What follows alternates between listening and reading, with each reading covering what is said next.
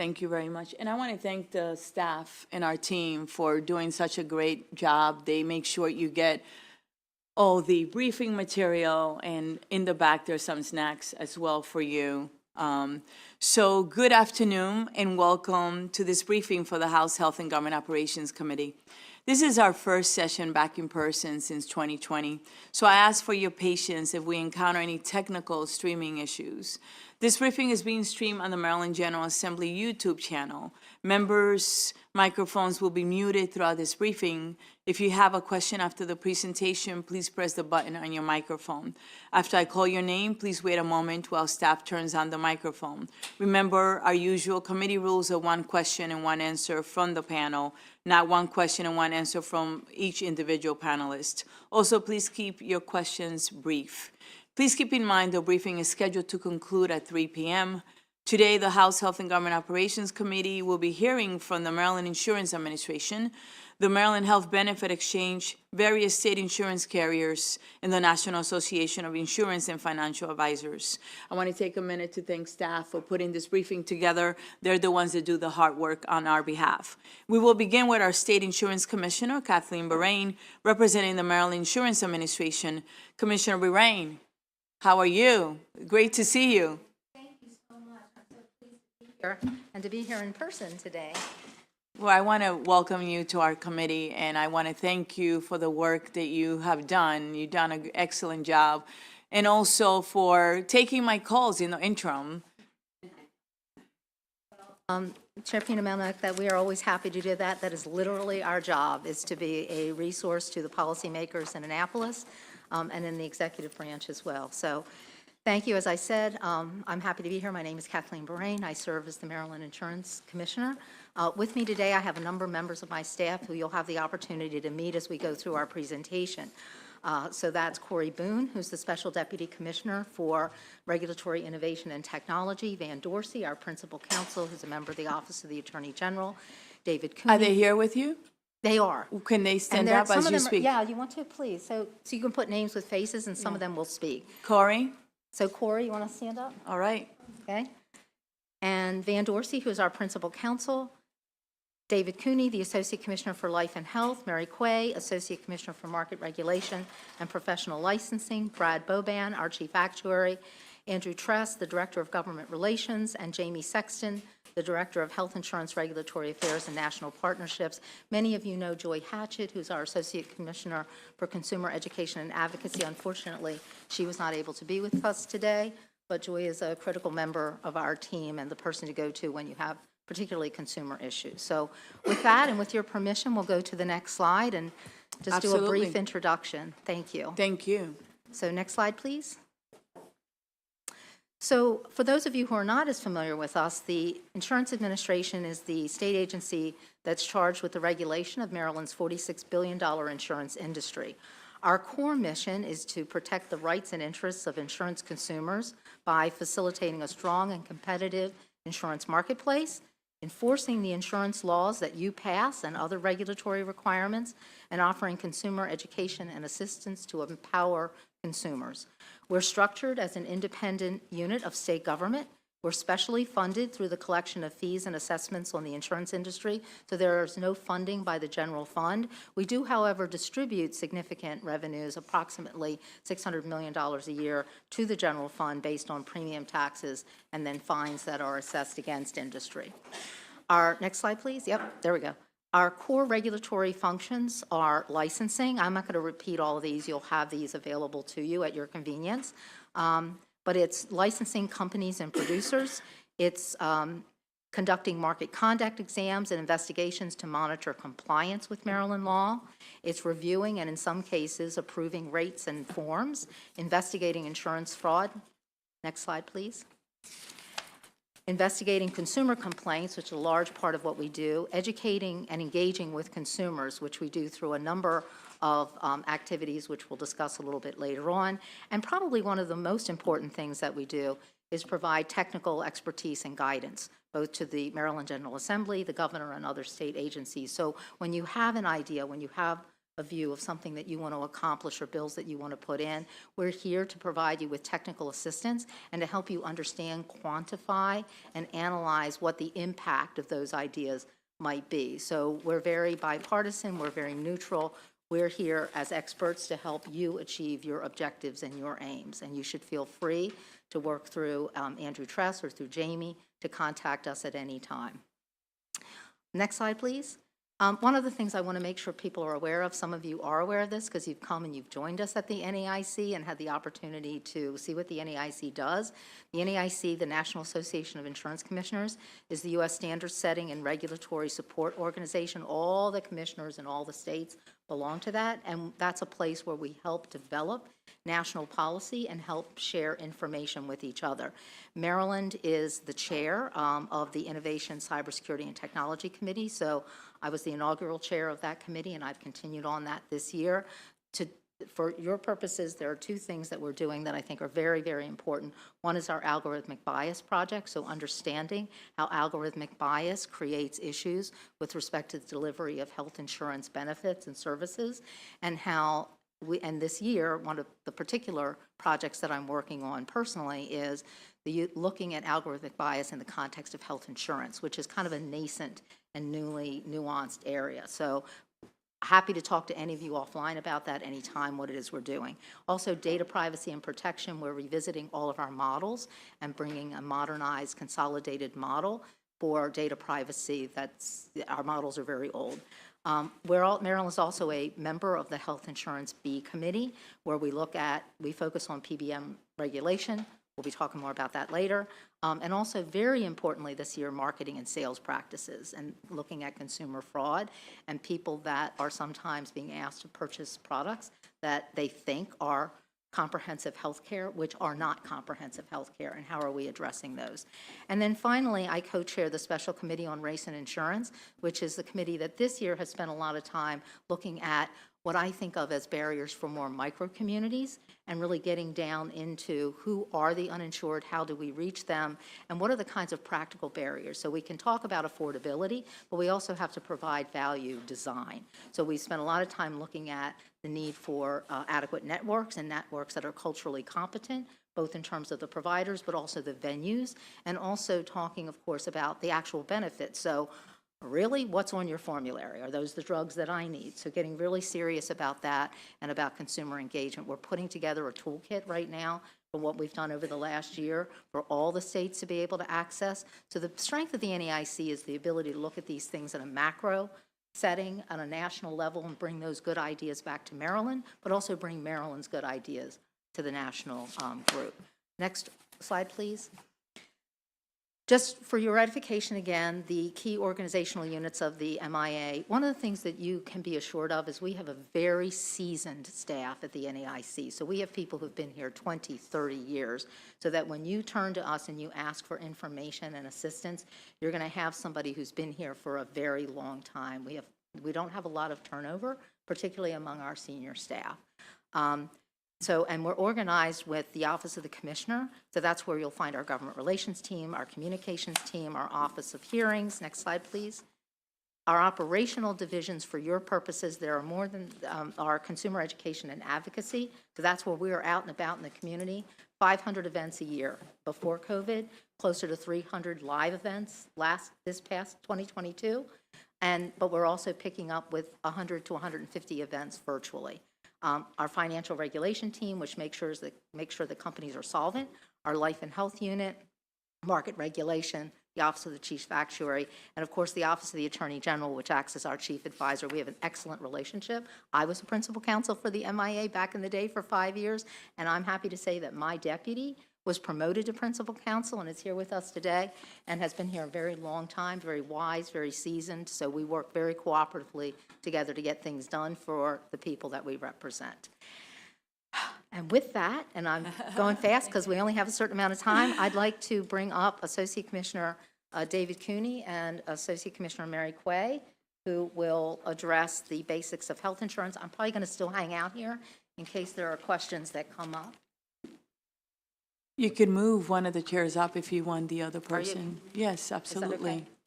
Thank Not you. a problem. And thank you for your presentation. And good afternoon. How are you? Good afternoon, Madam Chair and members of the committee.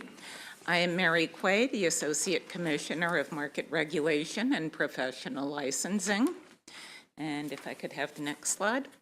What is health insurance? Well, most of us immediately think of comprehensive major medical coverage and use the term health insurance with that meaning when we speak casually.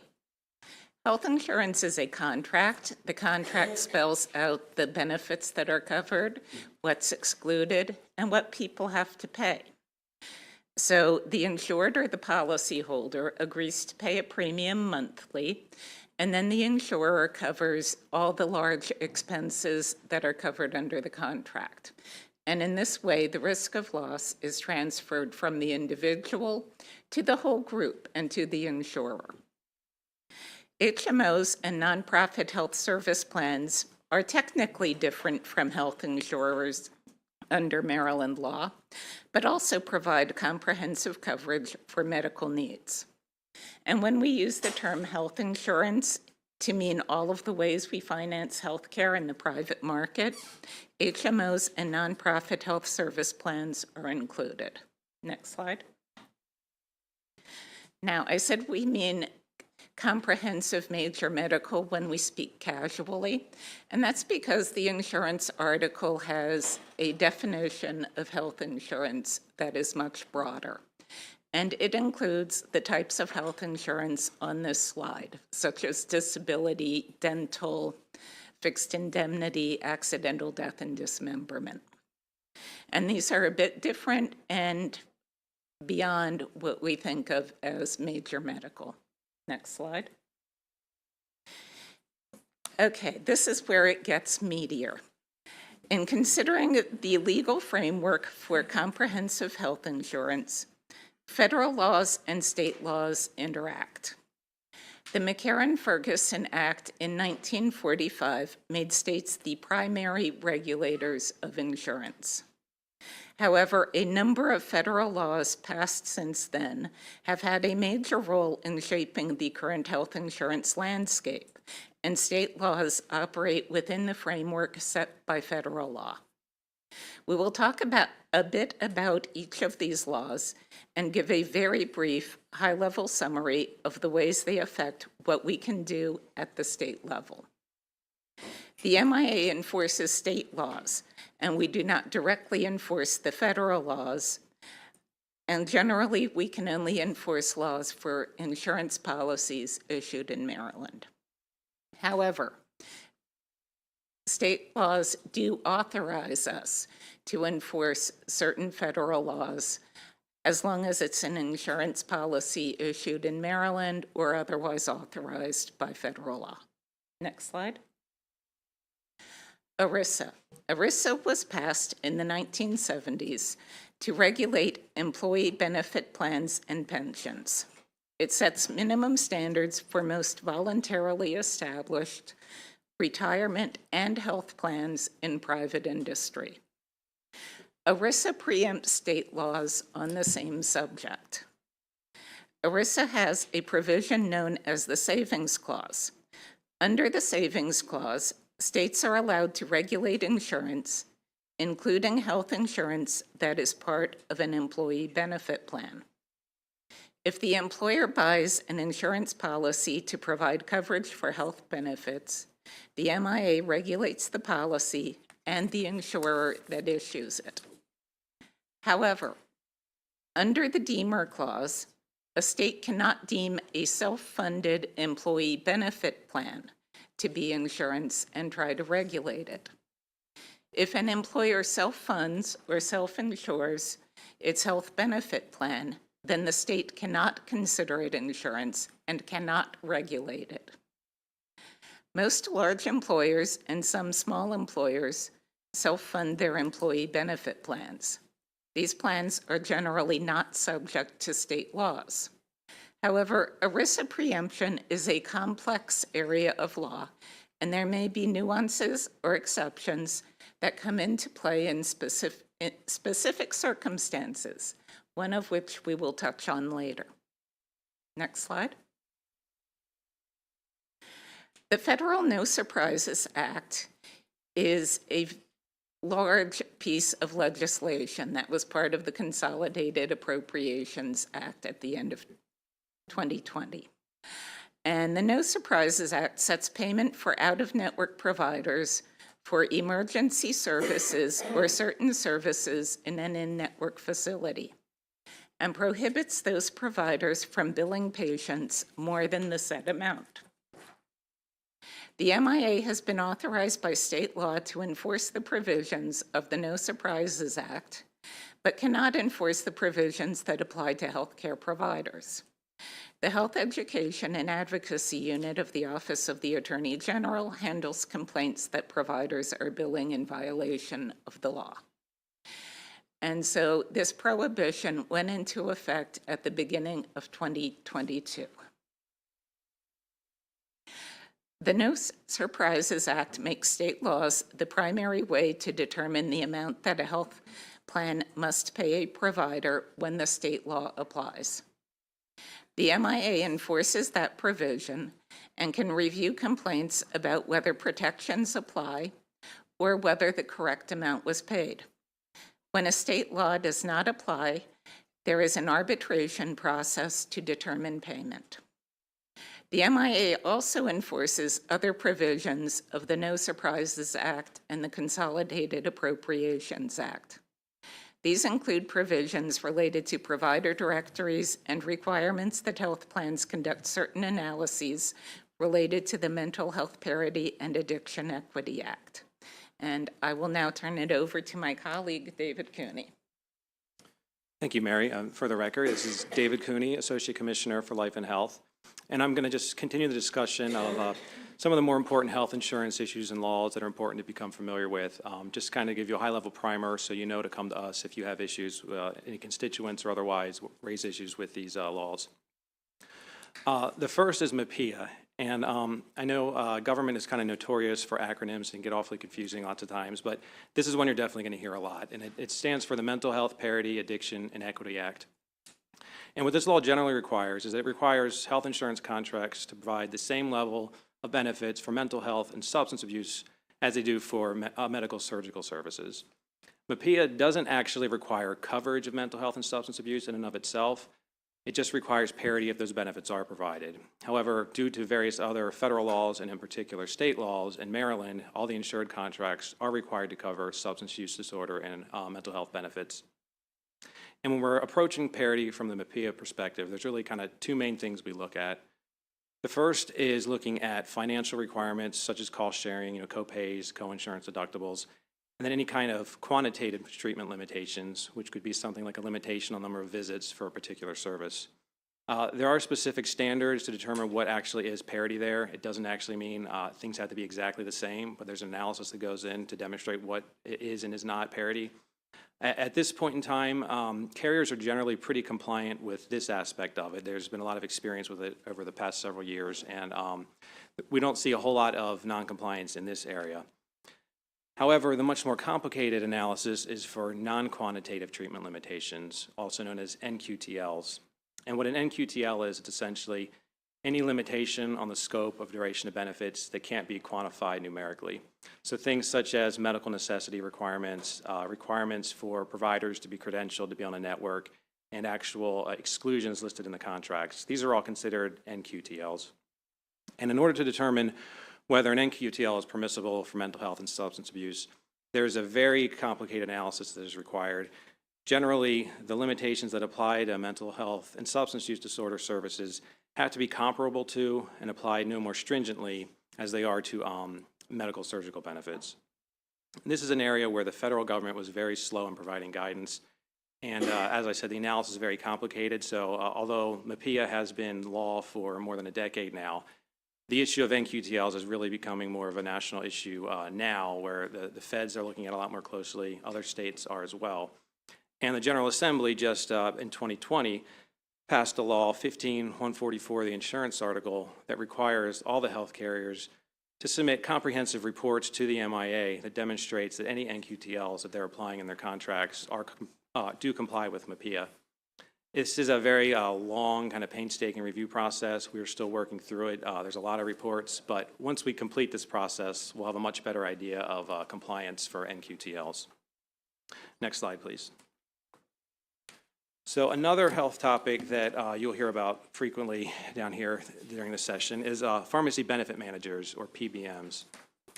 So a PBM is an intermediary entity that provides pharmacy management services to health plans, including contracting with the pharmacy network, creating formularies, conducting utilization review, and setting pricing for drugs.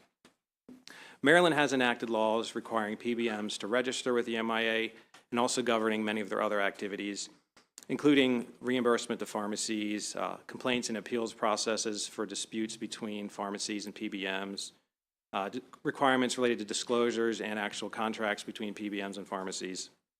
And the MIA has also promulgated some regulations in this area. A more recent development that is important to be aware of relates to the ERISA law that Mary was speaking of previously. And as Mary mentioned, in general, ERISA preempts state regulation of self-funded health plans. However, the Supreme Court has recently found that certain activities of PBMs may be regulated by the states, even when the PBM is performing those duties on behalf of a self-funded plan. The MIA is, and Maryland laws actually 2 years ago were expanded to extend some of the current protections to PBMs acting on behalf of self-funded plans. And this is an area of ongoing discussion as to whether additional Maryland laws can or should be extended to include the activities of PBMs on behalf of self-funded plans. The MIA is also required to conduct a market conduct exam of any PBMs that perform utilization review at least every 3 years. The most recent exams of these were completed in 2022. And then finally, we've been closely following NAIC's work in the PBM area, and this is an area they've been looking at closely over the past several years.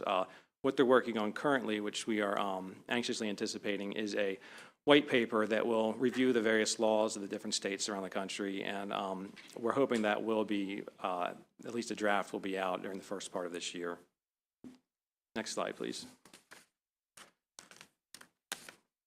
So now to talk about network adequacy. So for most comprehensive medical plans, the covered person is required to receive services from a healthcare provider who participates in the carrier's network in order to receive the highest level of benefits. This may vary a little bit depending on the plan. There's certain plans, such as HMOs, where it's a closed panel, where you actually have to go to an in-network provider to receive any coverage, unless it's an emergency or a situation like that. Other plans, like PPOs, there are out-of-network benefits, but the benefit level is much lower, and the consumer will have higher out-of-pocket costs if they go out-of-network. So because you can only get the highest level of benefits if you are in-network, it's very important to ensure that networks are actually adequate to meet the needs of enrollees. And there have been Maryland regulations that have been in effect since December 31st of 2017 that establish specific quantitative and qualitative standards to measure the sufficiency of provider networks. The main standards we have currently relate to travel distance to providers, appointment waiting times, and provider to enrollee ratios. And these standards are all intended to measure access to care, because just if a benefit's listed in the contract, but you're not actually able to timely see an in-network provider, it's not really a benefit. So it's very important to measure that access to care. Although our regulations, carriers each year on July 1st are required to file an annual access plan with us to demonstrate that their networks are sufficient. And we've got, the first one was due in 2018, and we've had them every year since then. And although these regulations have been in effect for several years, we have found some struggles enforcing certain aspects of it based on the existing regulations. So we are currently proposing revised regulations that will strengthen the current requirements with respect to, particularly with respect to standards for mental health and substance use disorders. And those regulations should be published within the coming weeks, we believe. Next slide, please. And finally, I just want to focus a little bit on the MIA's particular role in regulating health insurance. I'll skip over these quickly. It's the commissioner touched on some of these already. But basically, we review all policy forms for health insurance are subject to prior review and approval by the MIA before any company can sell them in Maryland. Consumers and healthcare providers can file complaints against health carriers alleging any kind of wrongdoing or law violations, and our Life and Health Complaints Unit will investigate it and determine whether there's been a violation. I do particularly want to highlight one particular unit at the MIA, which is our Appeals and Grievance Unit. This unit is available 24 hours a day, 7 days a week, weekends, holidays, everything, to assist consumers and healthcare providers with any complaints that are related to benefit denials for medical necessity. That's anytime the insurance company is saying they will not cover a particular service because they don't believe it's medically necessary. These are some of the most stressful situations for consumers, and they often involve urgent and emergency care. And if the consumers can contact our Appeals and Grievance Unit, and we can assist with those situations. In calendar year 2022, our unit actually posted a carrier reversal rate of 72.4% for cases where we possess jurisdiction. And what that means is anytime it was a plan that we have regulatory authority over, just by the consumer or provider coming to us and the MI getting involved, the carriers have reversed their decision and paid the claim. And that doesn't mean necessarily the carrier was even in violation. There may have been lawfully, they may have been able to deny that claim. But the Appeals and Grievance Unit is just very effective in communicating between the providers and the insurance company and getting all the information out there. And it's just, I think the results speak for themselves. So I just would certainly encourage you to refer any of your constituents to our Appeals and Grievance Unit if they ever have any issues with benefit denials for medical necessity. Finally, our Market Conduct Unit can also conduct exams and investigations to investigate issues on a broader basis. And with that, we will now turn it over to our Chief Actuary, Brad Bowman.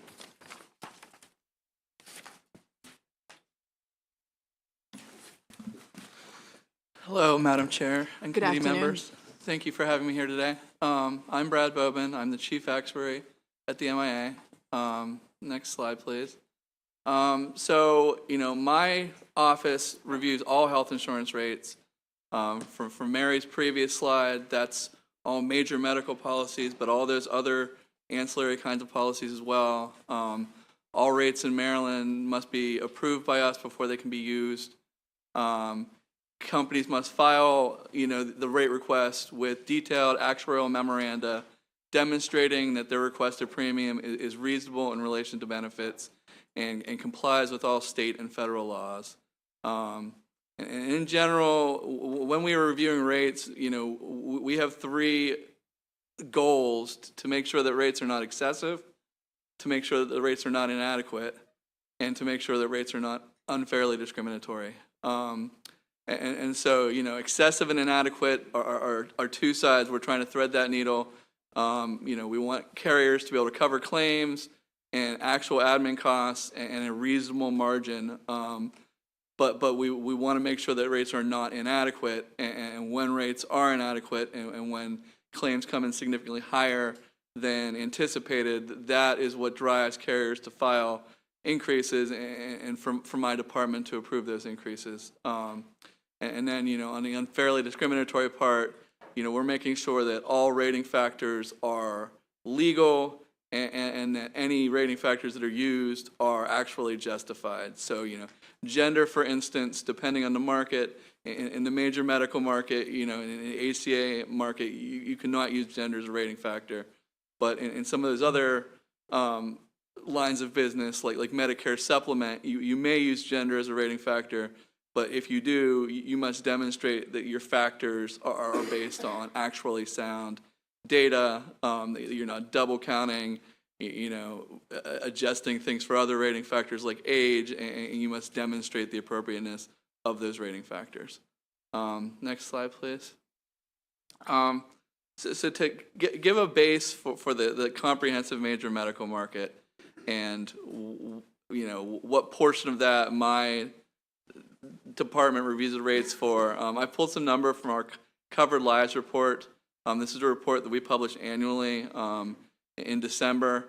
So for 2022, this is as of 6/30/2022. The top section, the total is about 895,000 people. That's the fully insured market that submits filings that are subject to our review. There's about 240,000 individuals. That's both ACA and grandfathered, and there's about 653,000 group, that is small group and large group combined. But as Mary alluded to earlier, ERISA exempts self-insured group employer accounts from our regulation. And so between self-insured independent companies And the federal employees benefit plan, there's about 1.9 million Marylanders that are in self-insured group plans that are not subject to rate review by us. And then, the other big chunk of covered people are under Medicaid, which has grown in recent years because nobody's been removed because of the COVID public health emergency, and we're up to almost 1.5 million people in Medicaid. Medicaid is regulated by the Maryland Department of Health, not by our agency. And just one note, these are all under 65 numbers. That's what our covered lives report collects data for the carriers on. This does not include people over the age of 65. The vast majority of those are covered by Medicare. A small number are still on employer plans, but we don't have that data at our fingertips. Next slide, please.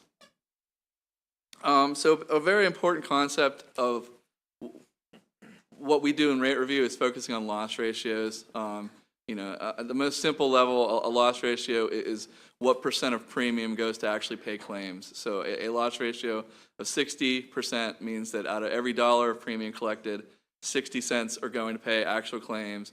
The other 40 cents are going to pay administrative costs and or profit for the carrier. There are minimum loss ratios for all of the different markets that either are dictated in state law or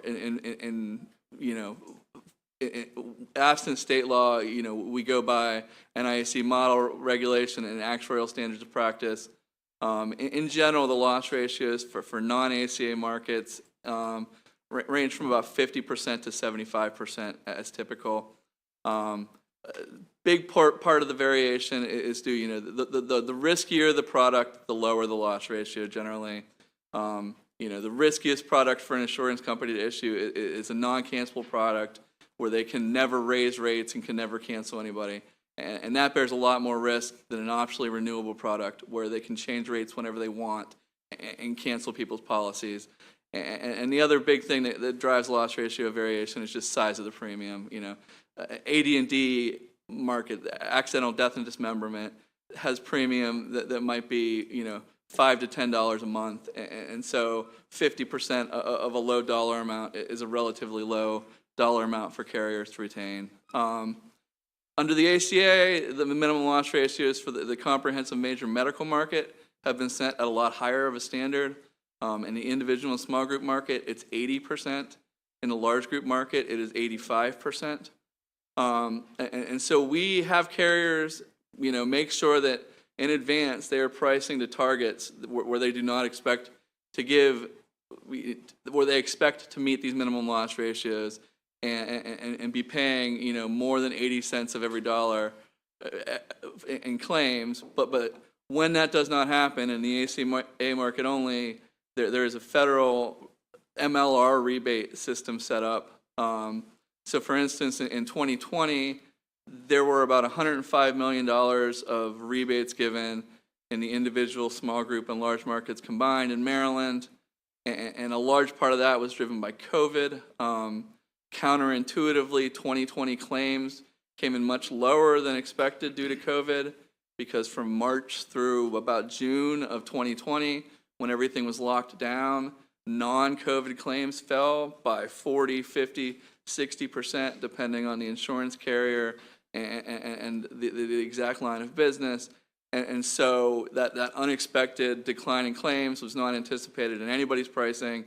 And so, in the group market, they could adjust with premium holidays, but in the individual market, in the small group market, they ended up giving these rebates. So that rebate mechanism is there as a backstop where if claims unexpectedly come in lower and these loss ratios are missed, the premium is redistributed back to the membership.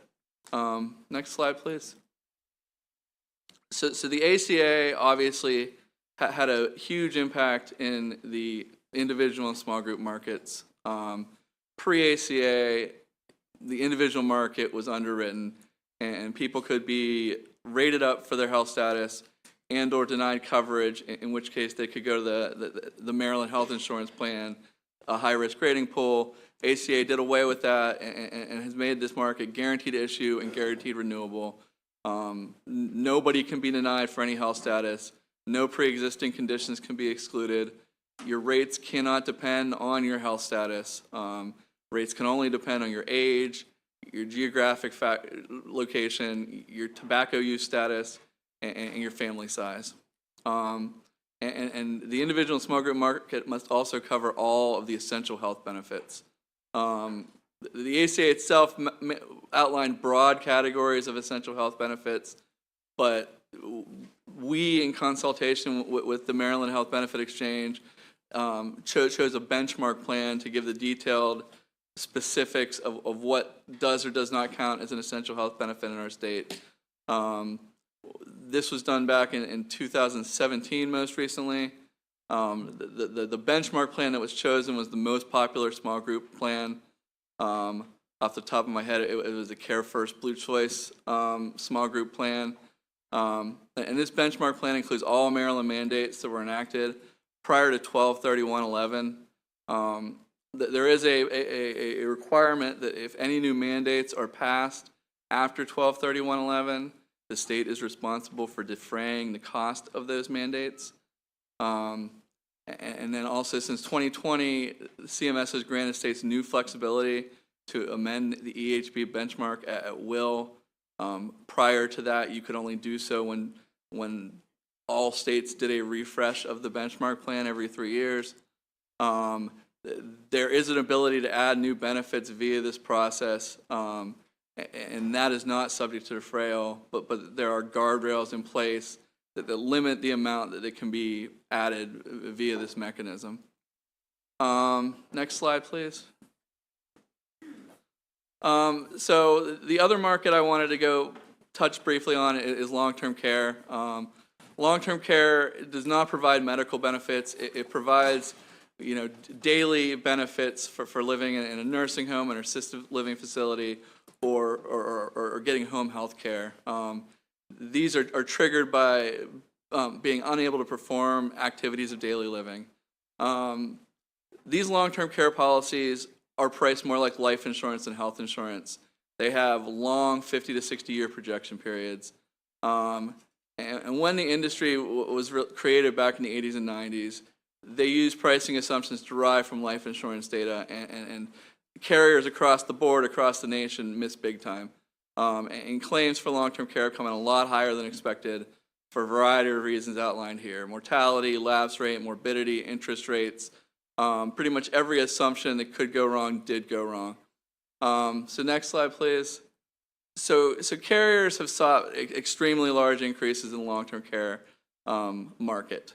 And as far as the loss ratio basis go, most of these policies were originally priced to a 60 to 65% range. And using just the loss ratio focus, you could conceivably approve triple, quadrupling of rates, 300 or 400% increase. But our rate review is much more stringent than most states with respect to this. We have a regulation that limits annual increases to 15%. We do it sometimes approve increases higher than that with the requirement that carriers phase them in over time. But in general, our policy is that we're allowing carriers at most to price back to break even, which is probably an 80% loss ratio. And that's enough for them to cover their claims and actual expenses, but not to achieve a profit. And for legacy blocks of long-term care, the older blocks, most of those are being priced to moderate losses. Loss ratios in 100 to 120% range. So carriers are losing money, but losing enough money that they can sustain those losses out of their surplus. And I think that's my last slide. So thank you. With that, I'll turn it over to Andrew and Jamie. Thank you. We appreciate it.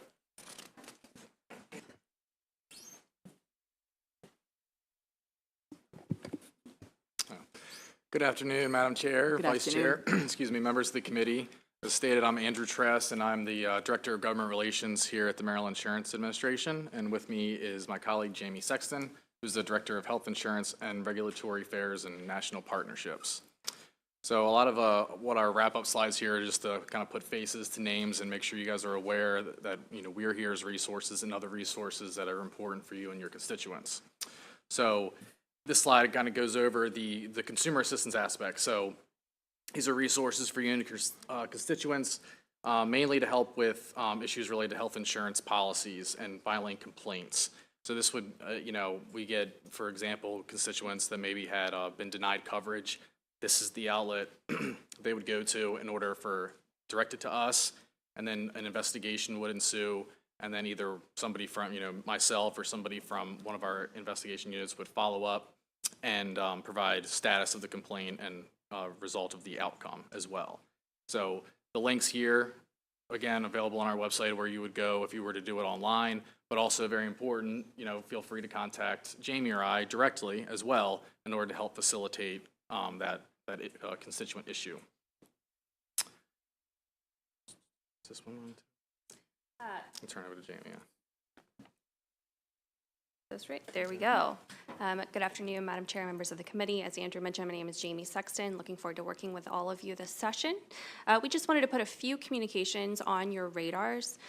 First is the constituent update. This is a monthly email that we send out to public officials throughout Maryland to help keep both you informed and also to help you keep your constituency informed about the resources that the MIA provides.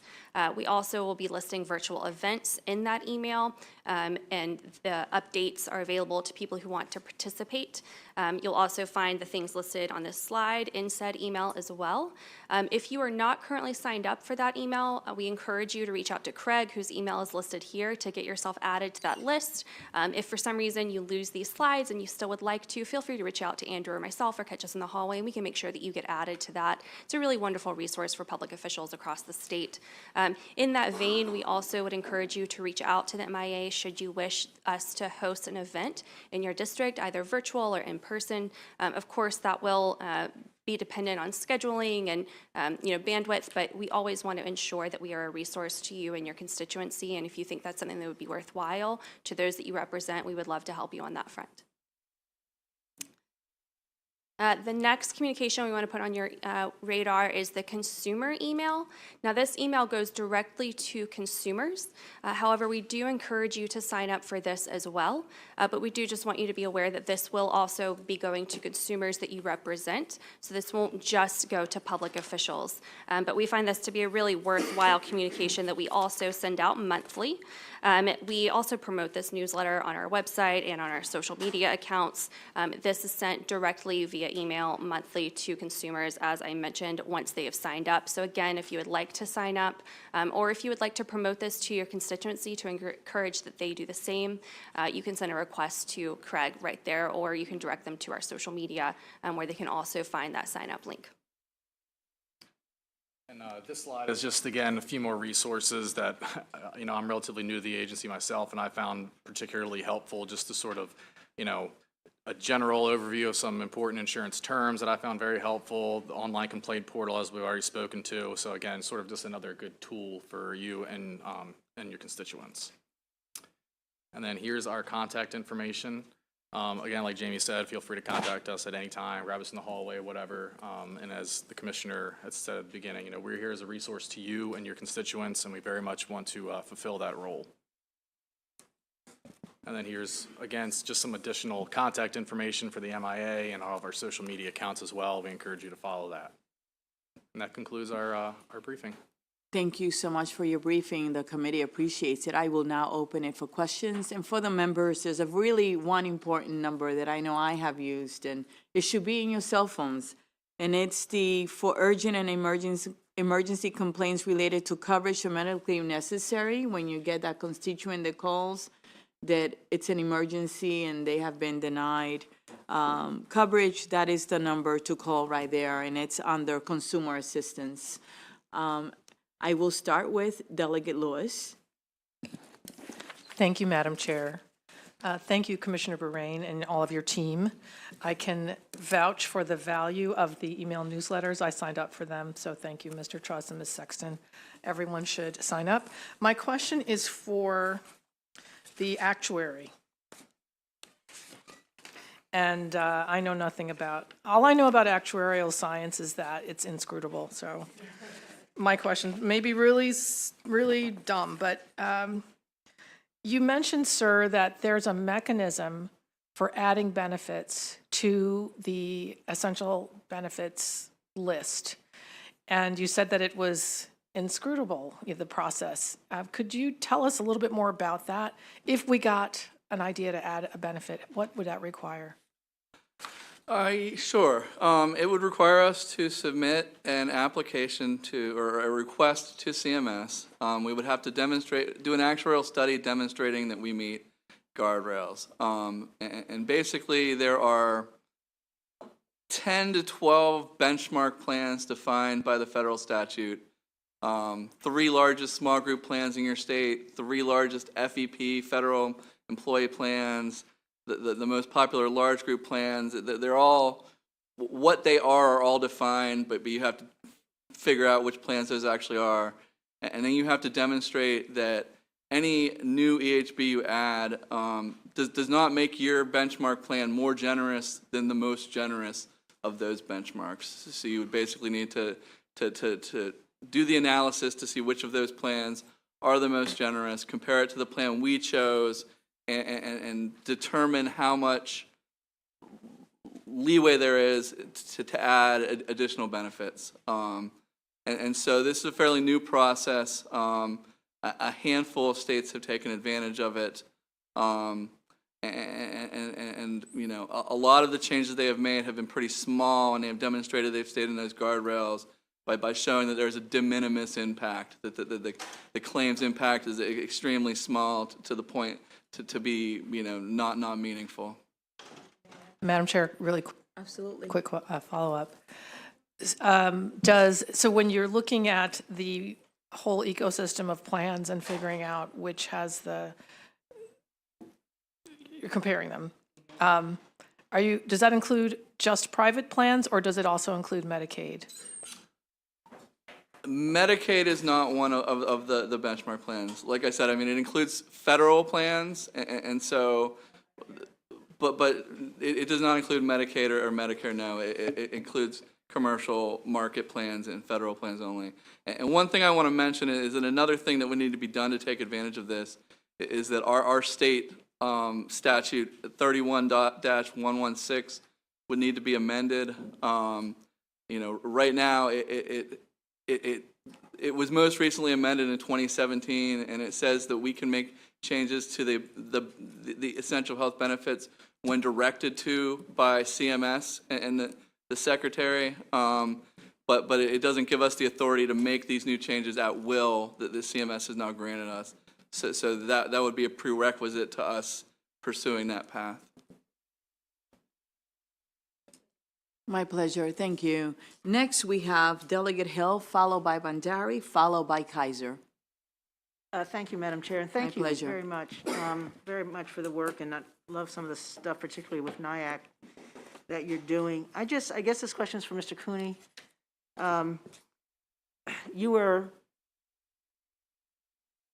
Good afternoon. When you made the point, and it was made again, that about 2 million covered lives we have no influence on. We pass all the laws in the world, and we make no difference on those plans. And less than 1 million we affect directly, and then we've got the Medicaid. You then talked about the complaints, and you said it takes all comers. Most of the people in Maryland have no idea whether their complaint is under MIA or not.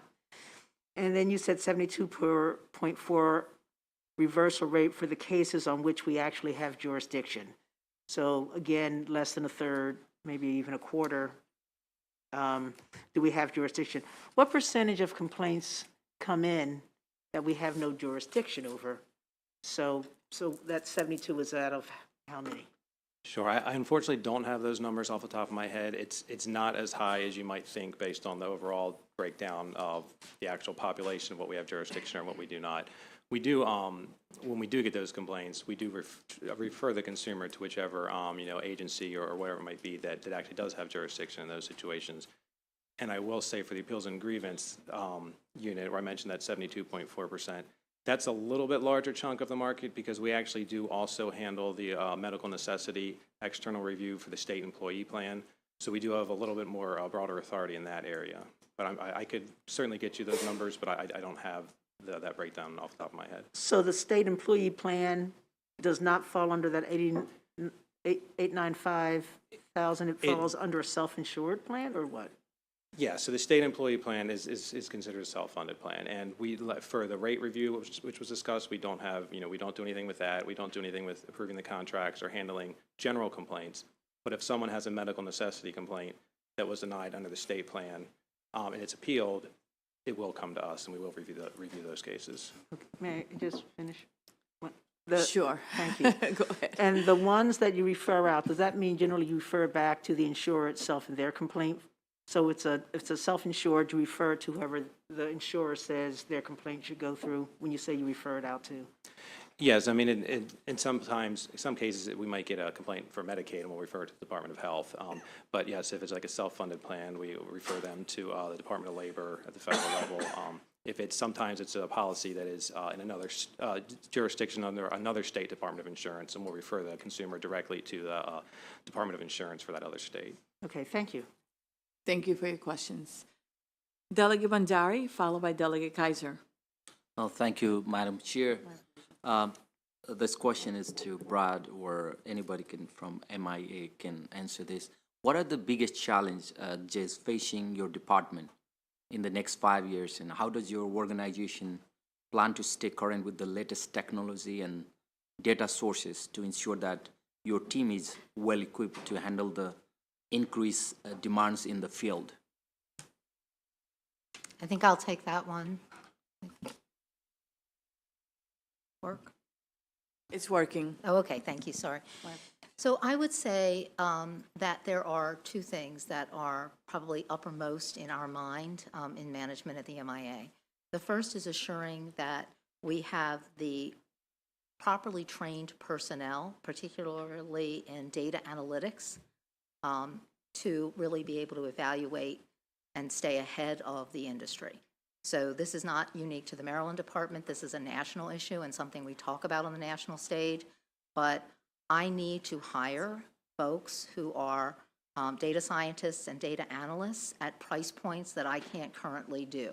So if we look at, for example, our MAPIA analysis, we were unable to secure through a multiple requests for proposal process or advertising positions. We were very fortunate ultimately to be able to bring a group together, all of whom are part-time contract workers who do this professionally. But I would say personnel in new and emerging areas and fields is really important. I have put pins in my budget for this year that will be up, before the General Assembly shortly, asking for those capabilities.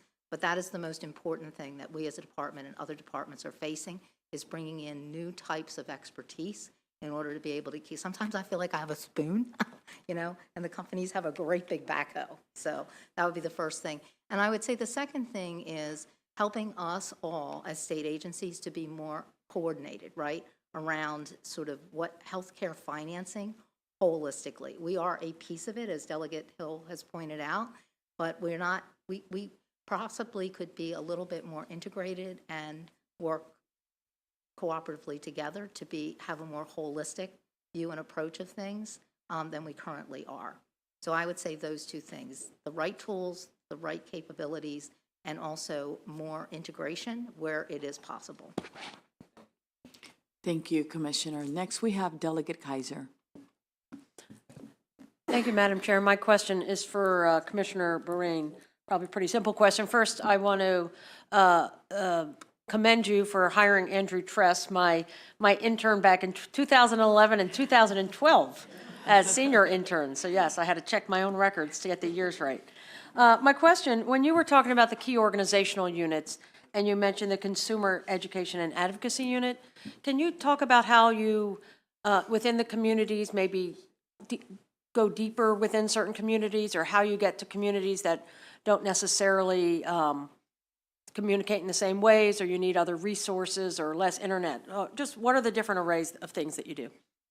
So I would say that our Consumer Education and Advocacy Unit, and Joy Hatchett and her folks in particular, are so well-known. One of the things that we've learned, and that she's known for a long time, is that you really have to work with consumer advocacy organizations within micro-communities. So we attend neighborhood and community fairs. We go to picnics. We go to farmers markets. We're not just attending formal events like Mako, or the state fair, although we do those things as well, but we really work on a neighborhood basis. We also work very closely with advocacy organizations so that they help us understand where to go and where to set up. We also hold, and particularly during COVID, we learn on the ground what people care about from talking to those constituents who come to us, right? And we lost some of that in COVID. So we created instead listening sessions, and we went to consumer groups and consumer advocacy groups and invited them to come to us and tell us what they were hearing so that we could figure out what more we needed to do in a world that was not quite as in person. So it's a lot of hard work and a lot of, kind of shoe leather on the ground, getting to know folks and build up and develop relationships. We're doing a lot more on social media. As a result of those relationships, we've kind of recreated a Spanish-speaking site. We have a Korean site. In fact, we're meeting later, I think this week or early next week, with a group that's able to help text in thousands of languages so that if we're in the community and we can't talk to somebody and we don't have somebody there on our team who can speak their language, we can at least communicate by text to understand their need and then get back to them. So hopefully that gives you a sense of what we're trying to do. Thank you. Delegate Shalega. Thank you, Madam Chair. Thank you all for being here. I'm not sure you can answer this, but I thought I would ask since you're here. So you had a slide on surprise billing, the NSA, is that No Surprise Act or something like that? So our committee's been trying to work on improving transparency and pricing and cost for people who use health insurance. How has this worked, and do you have any suggestions for how we can improve that? I'm sure all of us here in this committee would say, we have people that say, I wish I had a better understanding of what the cost of these things is. So we're trying to address it, but how can we do better?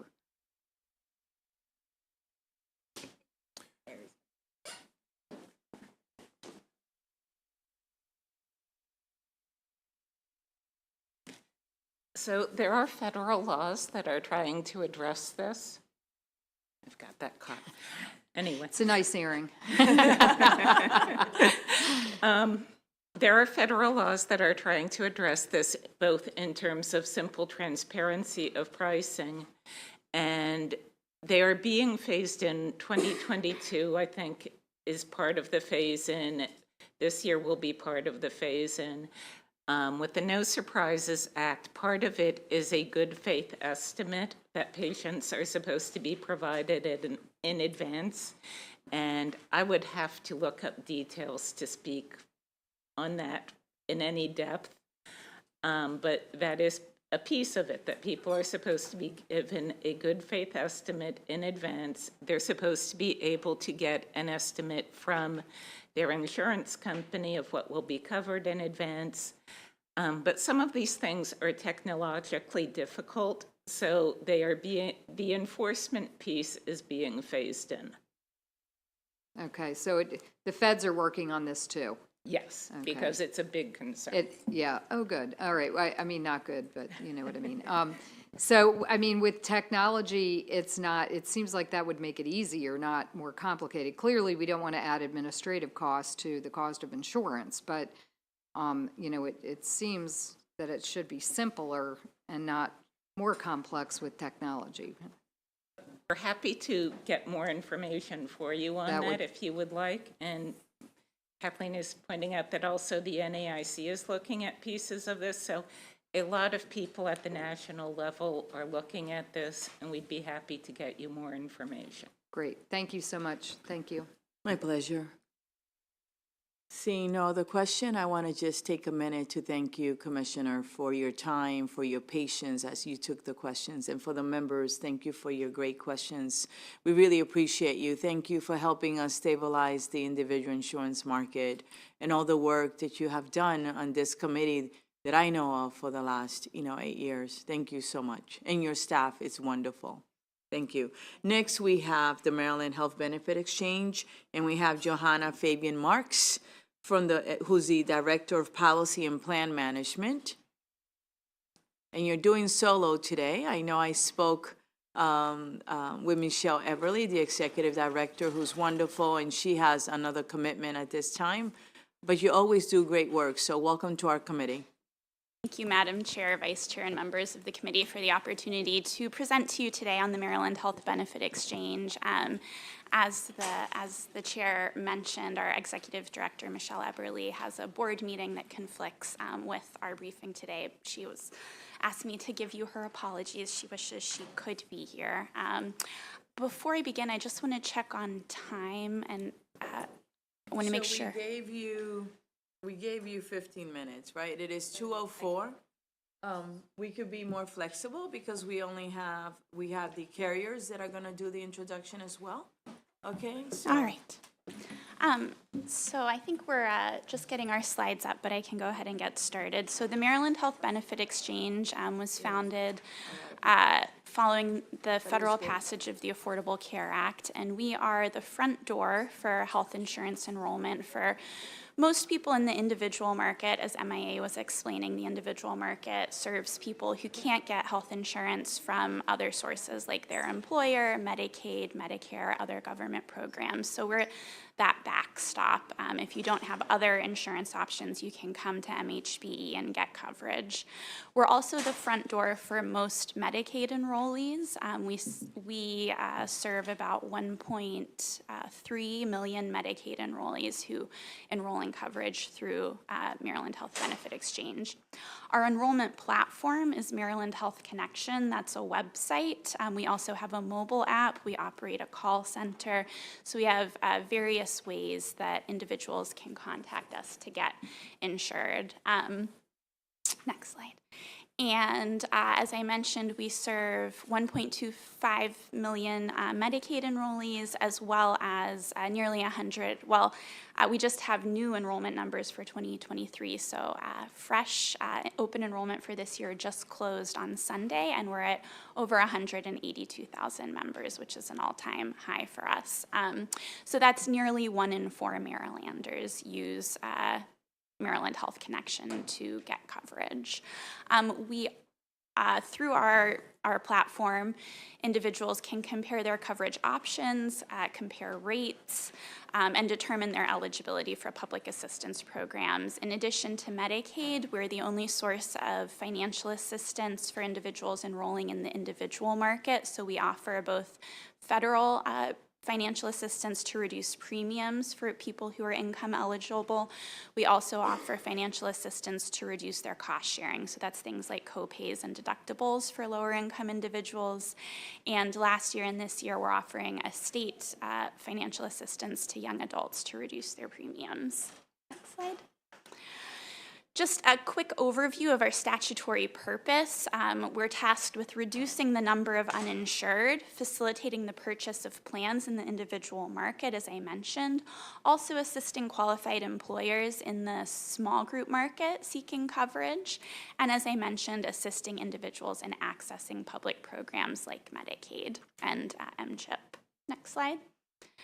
A couple of highlights. These are from 2022, so we are just getting our new data for 2023, as I mentioned. So again, we're hitting record enrollment up to more than 182,000 for 2023. Last year, we saw great improvement in our historically underinsured communities, with Black enrollment up 11% and Hispanic enrollment up 14%. For 2023, we've continued to see growth, with Black enrollment up 3% over last year and Hispanic enrollment up 9%. And we saw significant growth in dental to more than 65,000 individuals. We do offer dental insurance in addition to medical health insurance. This year, I think that dental enrollment is relatively flat. As you know, Medicaid is adding a dental benefit, which is probably going to impact our dental enrollment numbers.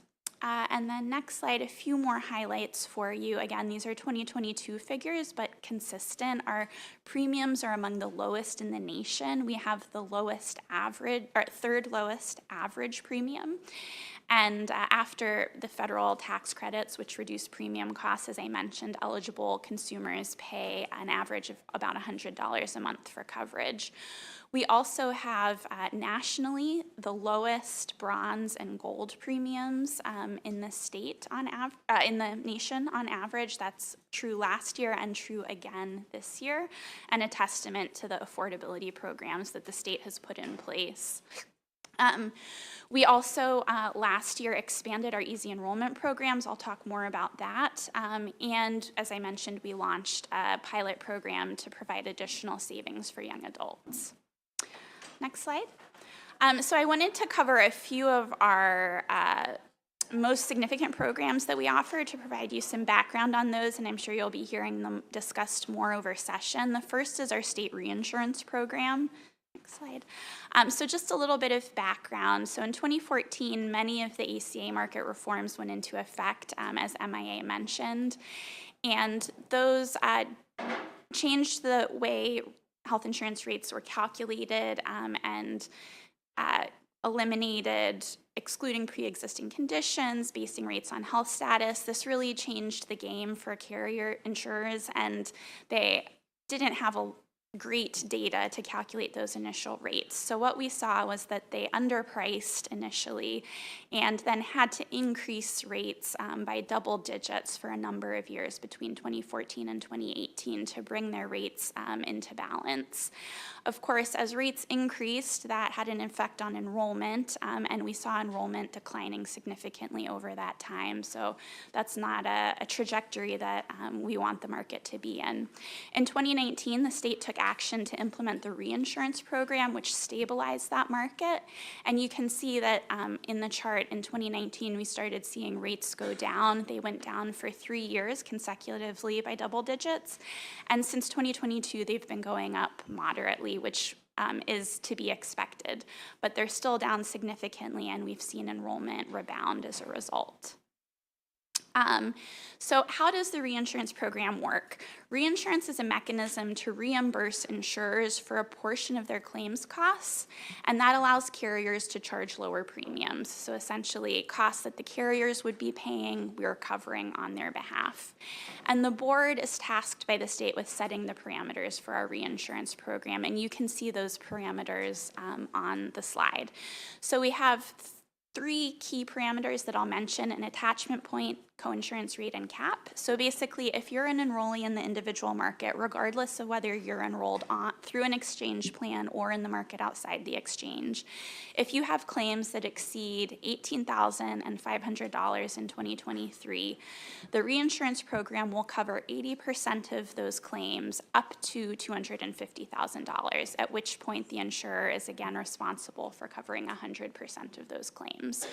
So we're trying to target the higher cost enrollees, take that cost off of insurers' books, and that has allowed carriers to reduce their premiums by a quarter compared to what they were charging in 2018. Next slide.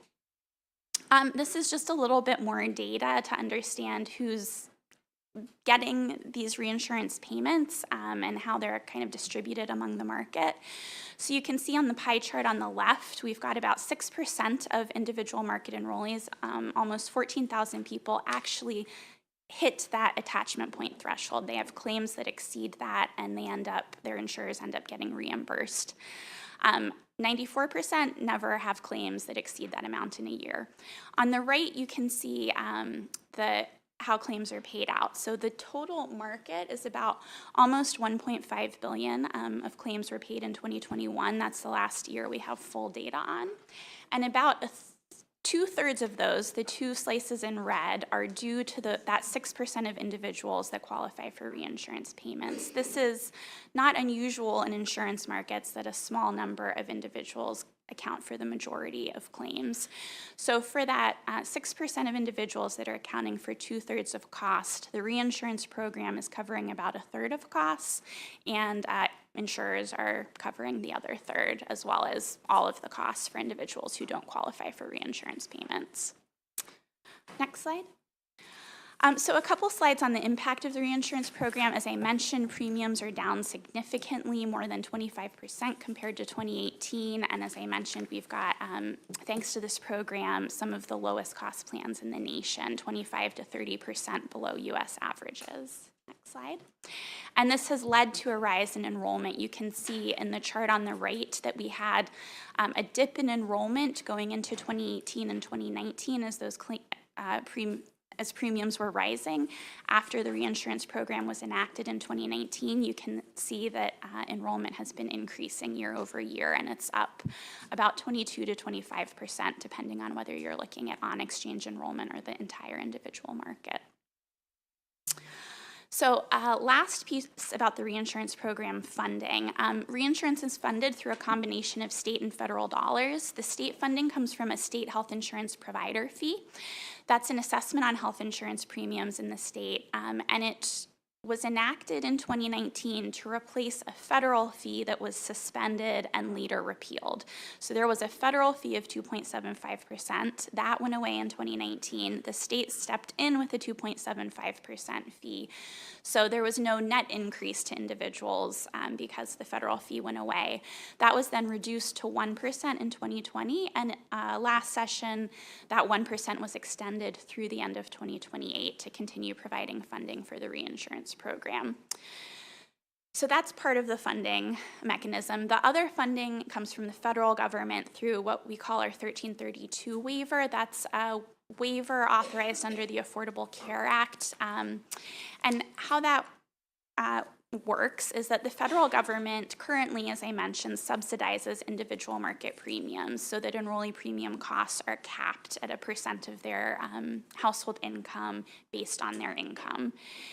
The ACA Section 1332 allows states to waive certain provisions of the ACA, and if the program that the state enacts under a waiver reduces federal costs to subsidize premiums, those savings are passed to the state. So it's net budget neutral to the federal government. Any savings are flowed to the state. So we, as you've seen, we've reduced premium costs through reinsurance. So federal costs to subsidize premiums are therefore also reduced and passed along to the state. And we use that pass-through funding, as we call it, to also fund the program. The last slide here on reinsurance, I think, gives a overview of our funding projections, which I know is of interest. So I'll just walk you through this slide. The blue portion of the bar shows state funding. You can see in 2019 we had a big influx of state funding when we had the 2.75% fee. When that was reduced to 1% in 2020, and future years you can see that blue bar declined. The green bar is the federal funding. You can see that's the majority of funding that we're getting for the program at this point. And that has fluctuated over the years. I won't get into the reasons why, but you can see that. The red line is the cost of the program year over year. You can see it started around $350 million to cover claims and is projected to grow up to about $700 million through 2028. And then the last line I'll point to is the dark colored line. I think it appears as black, and that's our fund balance. You can see that that balance grew in the early years as the combination of state and federal funding exceeded the cost of the program. We were accumulating funding, but as the cost of the program started exceeding the funding we were bringing in, and that happens in 2022, we'll start drawing down on that fund balance with that declining as we go forward in time. Now, we do have a report due to the legislature in December that we're working on with MIA on the future of the reinsurance program, funding, how recommendations on how it should be funded and what the parameters should be. So there will certainly be more to come for the legislature to consider later this year. The one other thing I'll mention is that because we had those high fund balances the first few years, the reinsurance fund became a popular place to go to fund other projects. So we had about $220 million removed from our fund across FY21 through FY25 to fund state programs that were generally health-related but not related to the individual market. In addition to that $30 million we estimate will end up being used for our 2-year young adult subsidy pilot program, which does directly support the individual market. That's it on reinsurance. I will keep my next slides brief, but I mentioned we have a 2-year pilot program for young adult subsidies. Next slide. Young adults are our largest portion of the uninsured in the state, so this was an effort to bring them into coverage. And when we do that, they're healthy. It helps reduce costs for everyone. Next slide. So I'll kind of skip over this slide just to say that we targeted the youngest and lowest income young adults, and our overall target range was young adults age 18 to 34, below 400% of the federal poverty level. I'll skip over this slide. It just goes into some more details of the program. And then just some preliminary data. In 2022, we saw 45,000 young adults benefit from the subsidy at a cost to the state of a little under $14 million. That reduced their premiums by about a third. And we continue to do data analysis, and we'll be sharing more information on that on 2022 and our recent 2023 enrollment data. And then quickly, we have a couple of easy enrollment programs that we're really excited about. They are models for the nation. We were the first in the nation to launch these, and we've had many states come to us to learn from us and who are in the process of copying us. So despite our outreach efforts, we've got about 250,000 individuals who are uninsured but eligible for financial assistance. So the legislature enacted a couple of programs that direct us to collaborate with other state agencies to simplify the enrollment process. One is a collaboration with the Comptroller's Office to facilitate enrollment for people who are uninsured through a checkbox on their tax returns. The other is similar, a collaboration with the State Department of Labor for people filing unemployment benefits. I'll skip over how they work. There's some information on the slides here, but they're pretty simple. You check a box, we get your contact information, we reach out to you, and we offer help enrolling. In terms of how they've performed in the 3 years to date of the tax time easy enrollment with the Comptroller's Office, we've had 100,000 people check the box and 10,000 enrolling coverage, most in Medicaid. Unemployment with easy enrollment through the Department of Labor launched last spring, and since then we've had more than 33,000 people check the box to get help enrolling and 3,000 newly enrolling coverage, again with most enrolling in Medicaid. So really excited about these ways to simplify enrollment and get people connected. And I think I'll skip over our advisory work group recommendations, but there is a report to the legislature on those, and we have a link to where you can find that at the end of our slides. Thank you so much for your work and your presentation. I mean, you have been a true partner since the beginning, since we created the health exchange, and we have reduced the number of uninsured by more than 50% all around, all through Maryland, 23 jurisdictions in Baltimore City, so it's working. So on behalf of the committee, thank you for your work. I'm now going to open it for questions to see if there are any questions for you. I see none. You did great. And we thank you, and I'm sure we'll be in touch about some bill or something. You have a blessed day. Thank you. Give Michelle our love. Next, we have introduction to the carriers. So these are the carriers in the state of Maryland. And we have Matt Santillano. If you can come as I called you and just bring chairs up. Matt Santillano, Executive Director, League of Life and Health Insurers of Maryland Incorporated. Deborah Ripken, Vice President of Government Affairs, Care First Blue Cross Blue Shield. Allison Taylor, Director of Government Relations for Kaiser Permanente. Kimberly Robinson, Regional Director of State Government Affairs for Cigna. Joe Nguyen, Vice President, External Affairs for United Health Group. Zach Peters, Senior Director of State Government Affairs for Aetna, a CVS health company. Welcome. Who would like to go first? Good afternoon, Madam Chair, members of the HGO Committee. It's really good to see all of you. You have gotten a ton of information already, so I'm not going to repeat, but I'm going to highlight a couple of things. It feels very weird to sit here. The last time I was here, I looked at my phone, I took a picture, it was so weird, was March 13th, 2020. I was wearing jeans and a t-shirt. That kind of dress code I'd like to return to, but I do not want to return to the circumstances of that very, very strange day. But it is great to be back in here. Welcome to all the new members, and we are very much looking forward to working with you. My name is Matt Celentano. I am the Executive Director of the League of Life and Health Insurers of Maryland. We are the state trade for the life and health insurers. We have the 5 commercial health insurers in the state and our 12 additional life insurance companies. So if you have an issue with any of your constituents' health or life insurance, you come see me and I will try to take care of that problem. My business card with my cell phone should be at every one of your desks, including a very long briefing book that hopefully you have read every word of so far by now. No, but there are there's tons of information there on your desk on a variety of issues, and we are more than happy to sort of dig in with you. To my right, I'll let them introduce themselves in a little bit, but my predecessor as executive director is down there, Kim, and her predecessor is right here.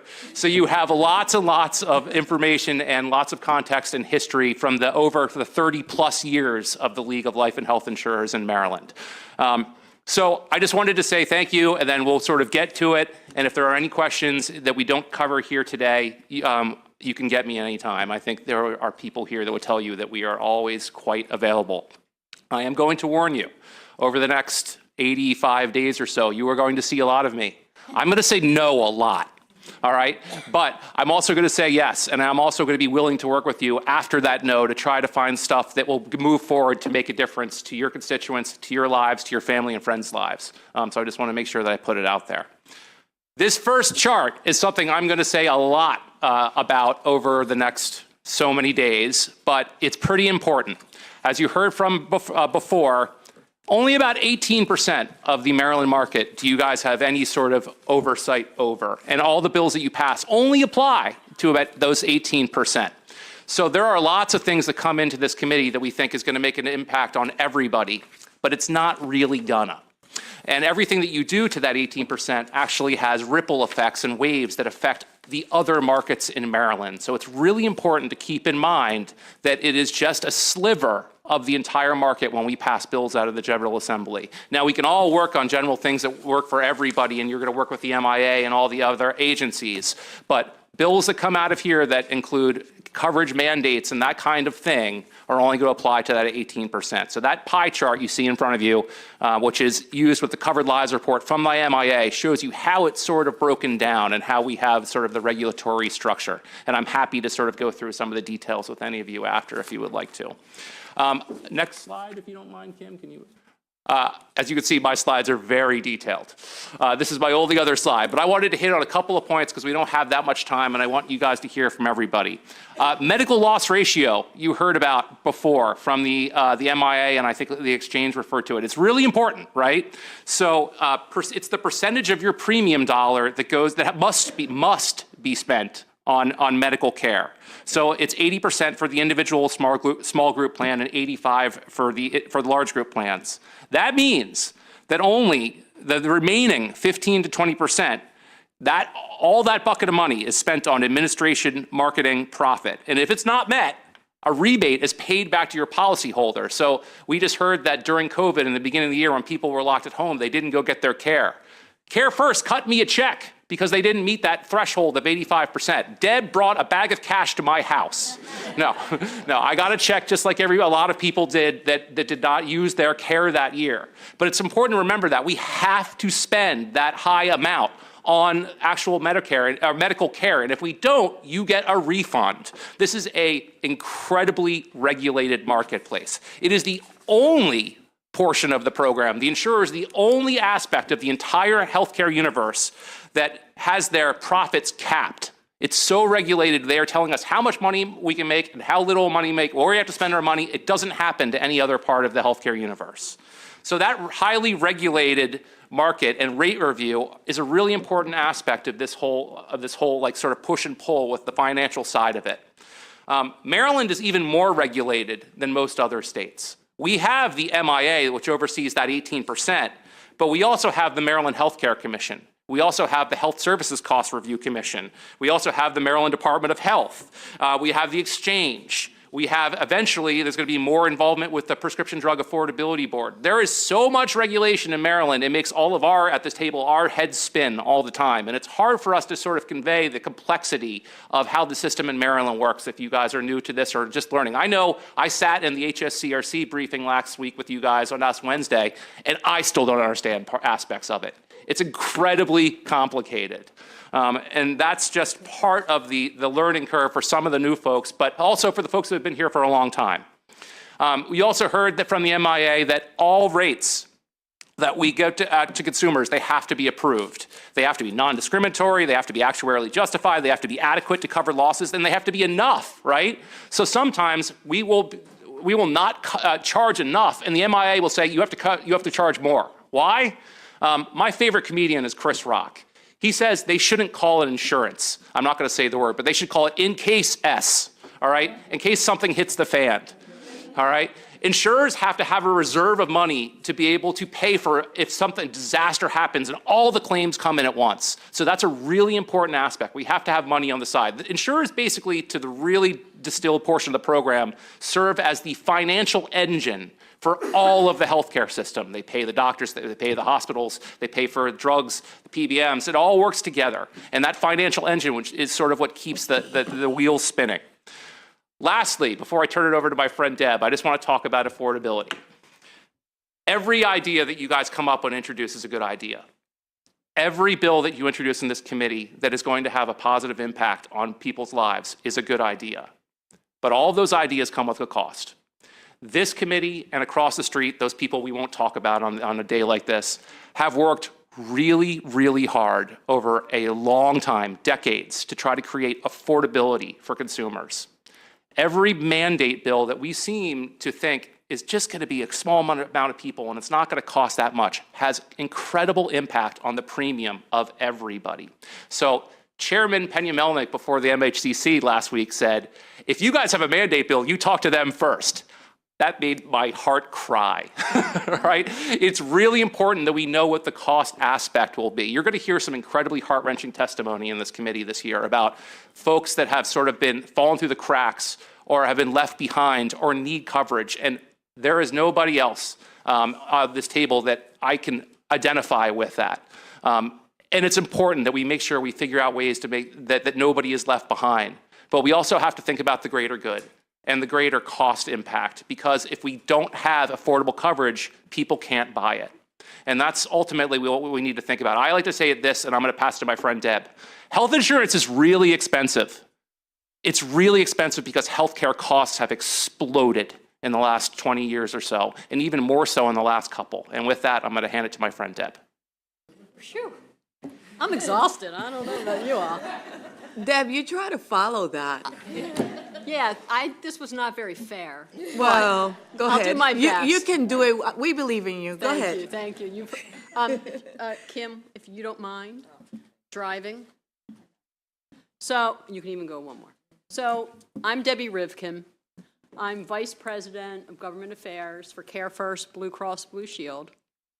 And as you just heard Matt say, I was the first executive director of the League of Life and Health Insurers back in 1990. So I've sat in this chair for many, many years. And there'll be many times I say, I remember that issue back in blah. So I would love to be a resource for all of you. If you have any questions, I'm happy to come to your office, tell you whatever I can, and try to explain where we were, where we're going, and how healthcare really operates. So I just want to give a little bit about Care First to start with. So you'll see on the slide that we are the largest health insurer in the Mid-Atlantic.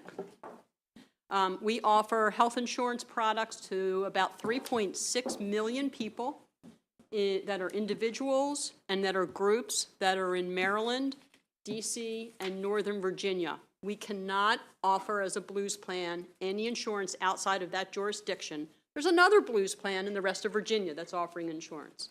So our entire world, my entire world for Care First is Maryland, DC, and Northern Virginia. Something that's very unique to us is that we participate in the individual market, the small group market, the large group market, which is all the regulated markets, the self-funded marketplace, which you heard about, which is really, really large employers and counties in the state, Medicare and Medicaid. We offer products in every single jurisdiction in the state, in every single county in this state. So we are offering products to every one of your possibility to every one of your constituents. So we are statewide, and we are committed to the state of Maryland. Another thing that's unique about Care First is that we are the only nonprofit health insurance plan in the state. So while we offer insurance, we have a mission, much more mission-oriented, to ensure that we are providing affordable, accessible health care, and we give back to the community as well. We do not have stock. We don't have, the importance to us is making sure that our members are taken care of. So that's important, and we are regulated from that nonprofit mission as a nonprofit health service plan through the insurance code. You will see on the slide that we also have 60,000 at least providers in our network in the region. And we have, our community giving is about 26 million throughout the region. And we try to make sure that we give back to underserved populations. And these are populations that do not have insurance with Care First, but they are just, our mission is to look at the underserved in the communities as well. If you don't mind moving on, thank you. I want to talk a little bit, Matt mentioned this, and that's healthcare costs, because I think it's really, really important for everybody to understand this. And so what I tried to do was break down the composition of all the different facets of healthcare and how much, what percentage of that dollar goes to different healthcare. So as Matt said, every bill that comes before you is you're going to have to grapple with, just like we do, about the cost, because it's going to be an idea that you say, of course we should do that. But the problem is some of those issues are going to have very large costs associated with them, and some are going to have very small costs. But every issue will have a consequence to it. Because what an insurance company does is we bring in premium and we pay out claims. And if we don't get enough money for those premium dollars, we have to increase our premiums next year. So all of those elements, when you've passed a bill that somehow will positively or negatively impact the price of prescription drugs, impact how much we pay for specialty care, or what type of utilization management tools we can try to do to rein in the costs, that's going to impact the bottom line, which are your members, and how much they pay in their insurance premiums. And so you're going to have a very difficult time, and we're going to try to help you with that, balancing the benefits and the importance of the issue before you, and thinking about the costs that will be associated with that and whether the issue should pass. Because, as you know, and you hear all the time, and I hear all the time, insurance costs are going up. They're not going down. Rates are going up. They're not going down. And so that balance has got to be thought about. So I just want to draw your attention to two pieces on this chart, because I think they're very important. The first one is at the bottom. You'll see COVID testing. Now, COVID testing, the reason why I want to draw your attention to that is even though it's a really small sliver at the bottom and it's 2%, that's really fascinating to me because no one heard about COVID testing 3 years ago. That wasn't built into our rates. It's something brand new. And that number is going to go up. And why is it going to go up? Ooh, that was good. So why is it going to go up? Because what's happening right now is that there's going to be a switch where today, what the carriers do is they would pay for the administration of the drug or the vaccine. So we would just pay approximately $40 to the provider for administering the shot or the drug or for the procedure. The federal government was paying the rest. They were actually paying for the drug or the procedure. That's coming to change, so the carrier's going to be paying all of it. And while that's happening, there's been a lot of press that the pharmaceutical industry is starting to increase their prices. So what they were paying to what the federal government was paying is going to be exponentially higher when we start paying it, and that has not been built into our rates. So let me give you an example. When I tell you that we were paying $40 for a COVID shot, was it the shot? Let me look. Yeah, for the shot, the federal government was paying $10 to $40. What's going to happen is that we're going to start to have to pay $110 to $130 for that exact same shot. Those are the types of things that we're going to have to be paying for that's not in our rates, which increases costs. The other thing I want you to look at, which is consistent with what I was just describing in terms of COVID testing and drugs, is the prescription drug at the top.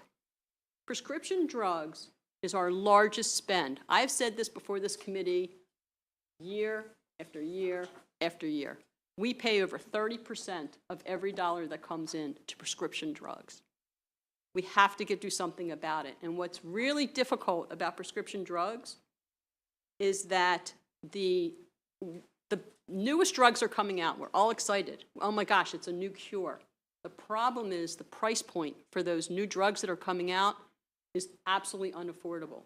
So for example, in the median launch price in 2022 for a new drug was $257,000 for that drug. That's the median. There were drugs that were in the millions. And on top of that, the median price the year before in 2020 was $180,000 for a new drug that was hitting the market. We are trying our best to make sure that we can create a benefit plan and that has the best drugs, the wide variety of drugs for all of our members, but we also have to be very cognizant of the fact of what the cost of those drugs are. Because when a drug that's $180,000 comes to the market, whatever price we can negotiate, it's not going to be $5. That impacts our costs. Now, every year since 2014, our spending on prescription drugs at CareFirst has increased by at least 5% year after year after year. This is a very important element of healthcare spending that we have to get our arms around. Unfortunately, probably the most compelling solutions will be at the federal level, but we really need to grapple with this issue and how it impacts all of our members and their premiums that they pay to make sure people can continue to have insurance in the state. Really quickly, if you don't mind, I wanted to just focus on the left side for a second and then throw something else out there. You all have done a wonderful job as legislators trying to get your arms around these different issues, and these are just some of the accomplishments I just want to talk about because I think we need to move forward and continue down the trend of where we are. Last year, value-based care arrangements was passed by this legislature. Thank you, thank you, thank you, because that was extremely important to CareFirst.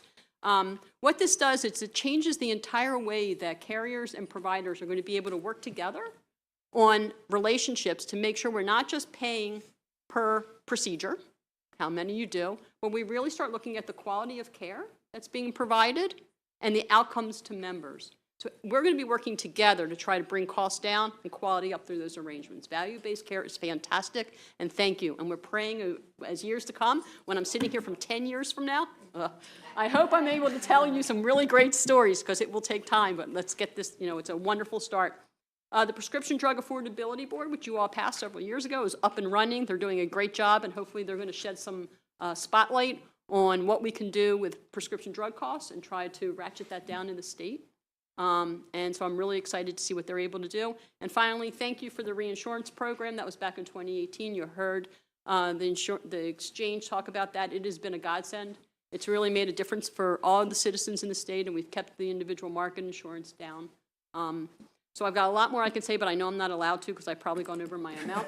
So I'm here to speak to anybody for any issue. I'm happy to come by at any time, so thank you.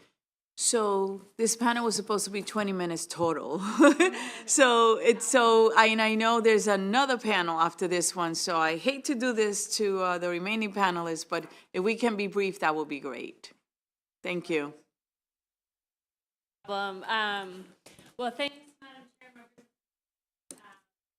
being here today. My name is Allison Taylor. I guess they changed it. Oh, they changed it, okay.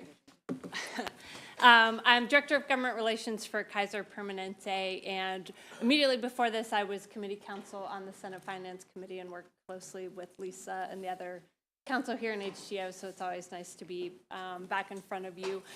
Very briefly, I wanted to talk to you about Kaiser Permanente, which offers a very different model of health insurance and health care. And as Mary Quay touched on in her presentation with the MIA, it is a group model health maintenance organization, and as such, it is a different legal entity than other carriers in the state. Kaiser Permanente does operate as a nonprofit health maintenance organization. We also operate in Medicare, Medicaid, all lines of commercial business as well. So for this slide, just to point out a couple of things, we have about 825,000 members in the region. That includes most of Maryland, DC, and Northern Virginia as well. We have about 10,000 employees, and that includes 1,700 physicians who exclusively see Kaiser Permanente members. And they do so at our 38 medical centers, which are across the state, and in 13 what we call premier hospitals, where Kaiser Permanente physicians actually work in those hospitals and see Kaiser patients exclusively when they go to those hospitals. Go to the next slide. So I wanted to talk to you a little bit about how our model is different and you know how that impacts the work that you do. First of all, it's a prepaid model. Our hospitals and physicians are paid on a capitated basis. Basically, they have a budget, and it's their job to manage their costs within that budget, however is best for them and for their patients. A big part of that is paying physicians' salaries. Physicians at Kaiser Permanente aren't billing a health plan. They're getting a salary based on the budget that the medical system gets. That is about the case for about 95% of our care. There are some services that Kaiser Permanente doesn't provide that we contract out for to see other providers. So you heard Deb speak earlier about how Care First has about 60,000 providers in their network. This is a very different model where we have we have fewer contracted providers and focus more on employing the physicians and other healthcare providers that we employ. I spoke about the hospitals. Kaiser Permanente has a fully integrated electronic health record where any Kaiser Permanente physician, nurse, whoever has access to the patient's entire medical record. This helps provide integrated care. I ended up on a plane with a Permanente physician who's a radiologist a couple of weeks ago, and he was telling me his job is to review x-rays, CT scans, all that, and in a lot of health systems, that person would be looking at those records blind without a lot of other information about the patients, but due to our EHR, he has full access to the patient's health history to help with diagnostics and that sort of thing. Finally, the Kaiser Permanente owns essentially its own pharmacy chain. There are pharmacies in each of our 38 medical buildings, and we purchase drugs direct rather than go through a pharmacy benefit manager. So the next slide, which I'll just touch on briefly, and this ties in nicely to what Ms. Ripken was talking about. We have a continuum of care. If you see at the lower left, there's some of our telehealth offerings. And you go to the upper right with hospital care. And, you know, our goal is to keep our members out of the hospital, have them, if we can keep them healthy, that's best for them and saves costs not only for them, but for the company, which can be returned in as a result of lower premiums. We want to make sure that our members have options that are very convenient, such as telehealth, either through mobile devices or video visits, audio-only visits, which can provide convenient care for them as well. So I know we're short on time, but happy to speak to any of you further at a later time. Thank you so much. Ms. Robinson. Thank you, Madam Chair, and I'll do my best to be efficient with time. My only request, Madam Chair, is next time I'm going to go first, so we're going to put them on a timer. You know what? Can I just tell you that I think that's very fair, especially when you also took care of their slides. I think they owe you. I think there's going to be drinks bought after. And I made a note already, okay? Okay. Good afternoon, everyone. My name is Kimberly Robinson. I'm the Regional Director of Government Affairs for Cigna. We are a global health services company, and we are proud to be here in the Maryland market and in markets across the country and around the world. I always enjoy being before HGO. I've gotten to be here, as you heard, wearing different hats. I'm an alumna of the Maryland Insurance Administration. I was Director of Government Affairs there before I was Director of the League, which is what I did before I joined Cigna 5.5 years ago. And educating the committee about insurance is actually one of my favorite things to do. To share a little bit about my company, we have 70,000 dedicated employees and their families around the world. Our footprint is global. We're in 30 countries and jurisdictions. We have approximately 1.5 million relationships in our network of healthcare providers, clinics, and facilities, and 190 million customers and patient relationships worldwide. Here in Maryland, and I did not do the region as my colleagues did, I just focused on Maryland, but in Maryland we have 500,000 insureds across commercial insurance, Medicare Advantage, and Medicare Part D. We cover 12 million prescriptions annually here in the state of Maryland, and we do have 664 of our 70,000 employees here in the state of Maryland, and I'm proud to be one of them. As we sort of looked at what we would talk about today, I'm going to focus a little bit on prescription drugs. And the reason why Matt asked me to talk about that is for two reasons.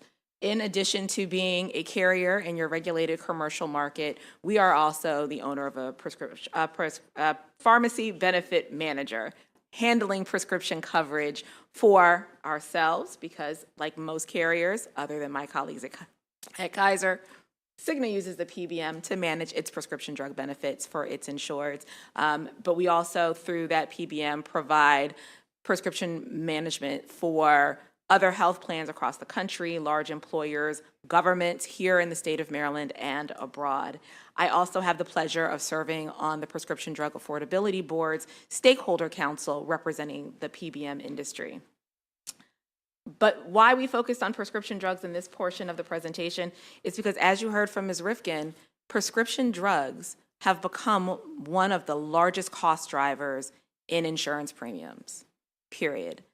There's just no way around it. The innovation in prescription drugs has been outstanding, but along with that has come an incredible cost. This summer, I got to listen to a presentation about innovation in prescription drugs, but also concerns about the cost. And one of the examples given was about a drug that can actually cure a specific type of hemophilia, but it costs $3.2 million for that cure. $3.2 million. There's no individual family walking around who can simply purchase that. And as much as carriers want to be able to cover it, there's an impact to every single person we insured as we absorb that cost, right? So there's a lot that goes into that. They're a larger and larger part of our healthcare spend. PBMs, however, play a really important part of this ecosystem. PBMs are used to help give negotiating clout to plans who do not necessarily have that. Cigna, as a large national plan, can create some clout when it comes to negotiating with manufacturers about what we're going to pay for those drugs. And that's one of the ways we bring value to our insureds, by helping to drive down costs, because all prescription drug costs start at the manufacturer's list price. You'll often hear people say things like, PBMs are making drugs expensive and we're driving the cost, but we don't set the cost. The manufacturer does, and it's actually our job to help negotiate that price down for the people who we're managing benefits for. And so, I'm going to skip ahead in the slide. And so as a result, there's this really wonderful statistic that I shared. And I didn't do it dollar per dollar. I did it in the large scale that we're talking about because of the cost of drugs. But you'll see one of the bullets that talks about for every $22 billion of resources that are used, PBMs return $168 billion back to the healthcare system, which is a 7-to-1 return on investment. And that's what we're here to do. We offer a wide array of services that are delivered, things from negotiating those drug prices to medication management, to care management, to integrated systems to help bring both health results as well as the right drug to the right person at the right time. We leverage various tools, as you heard Ms. Rifkin refer to utilization management as one of those things, prior authorization. These things are often talked about as we're using them to keep people from their medication or keep them from their care. We actually use them to help ensure that people are getting the right care to the right person at the right time. And I look forward to having that conversation with you both where drugs are concerned, but also wearing my hat as a health carrier. And lastly, the cost to plans and purchasers would be significantly higher without the leverage that PBMs are providing in the purchasing and benefit management space. I, too, am here to talk to any of you about any of these issues. Like I said, starting from my days at the MIA, educating legislators about the very sometimes boring and always complex issue of insurance is actually one of the things I most enjoy about my job. It's the frustrated teacher in me. And so you should have my contact information. I will make sure all of your offices have it. And I know our panel is here to answer any questions that you may have. May I ask one of you, and thank you so much for your patience in helping everyone else out. We appreciate you. If one of you could step back and allow Mr. Zach Peters to come forward, and then we'll open it up for questions, just to be fair to him. Thank you.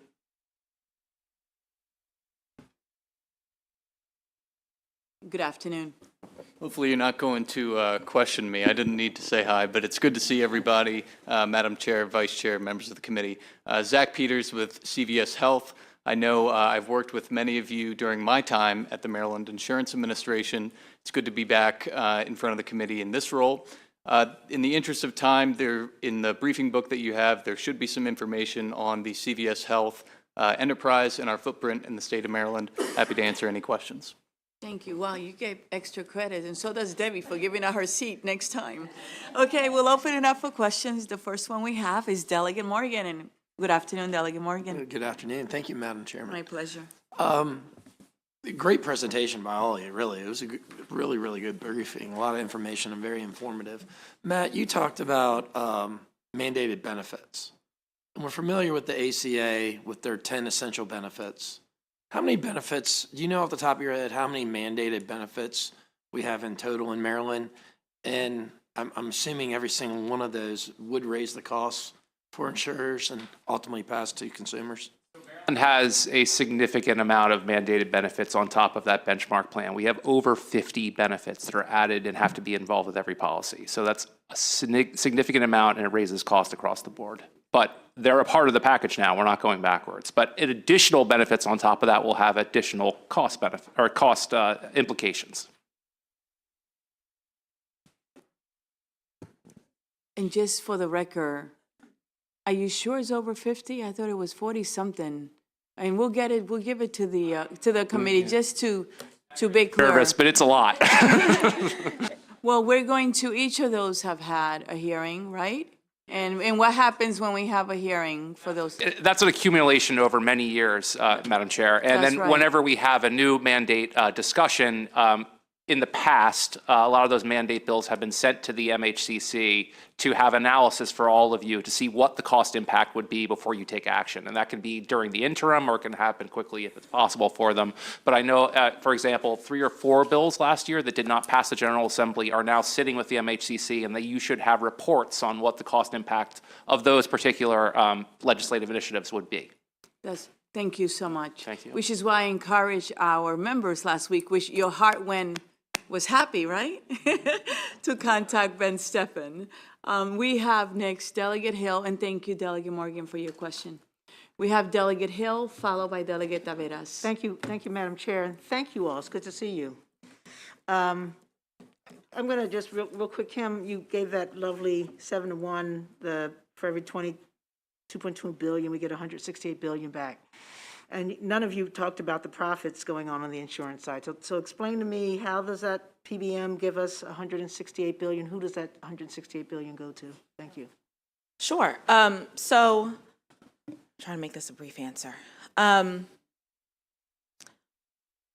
There are a lot of things that are being done to drive down the costs as the contractor to the company or the carrier that we're serving. So part of that 168 billion, a lot of that 168 billion, comes from the negotiation to bring down what the cost of that drug is.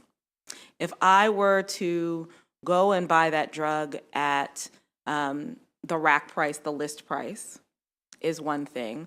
And what we're doing on behalf of those that we're serving is negotiating with manufacturers to try to get the best price.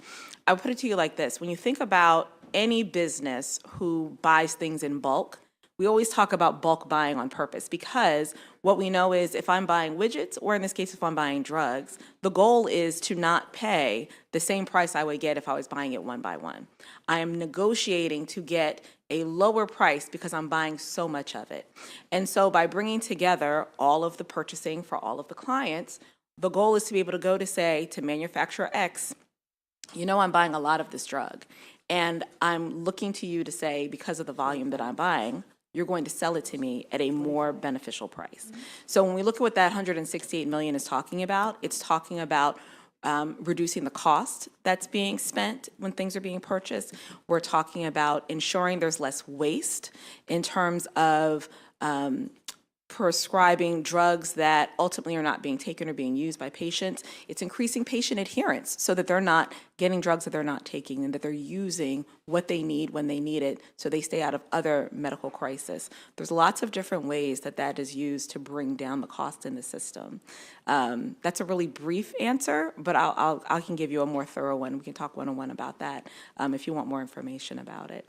And to the question around profit, again, if we're talking about in the insurance market, right, even though we're the PBM and we're providing the service for the insurers, ultimately what they're spending is still part of that healthcare dollar, that picture that Debbie put up.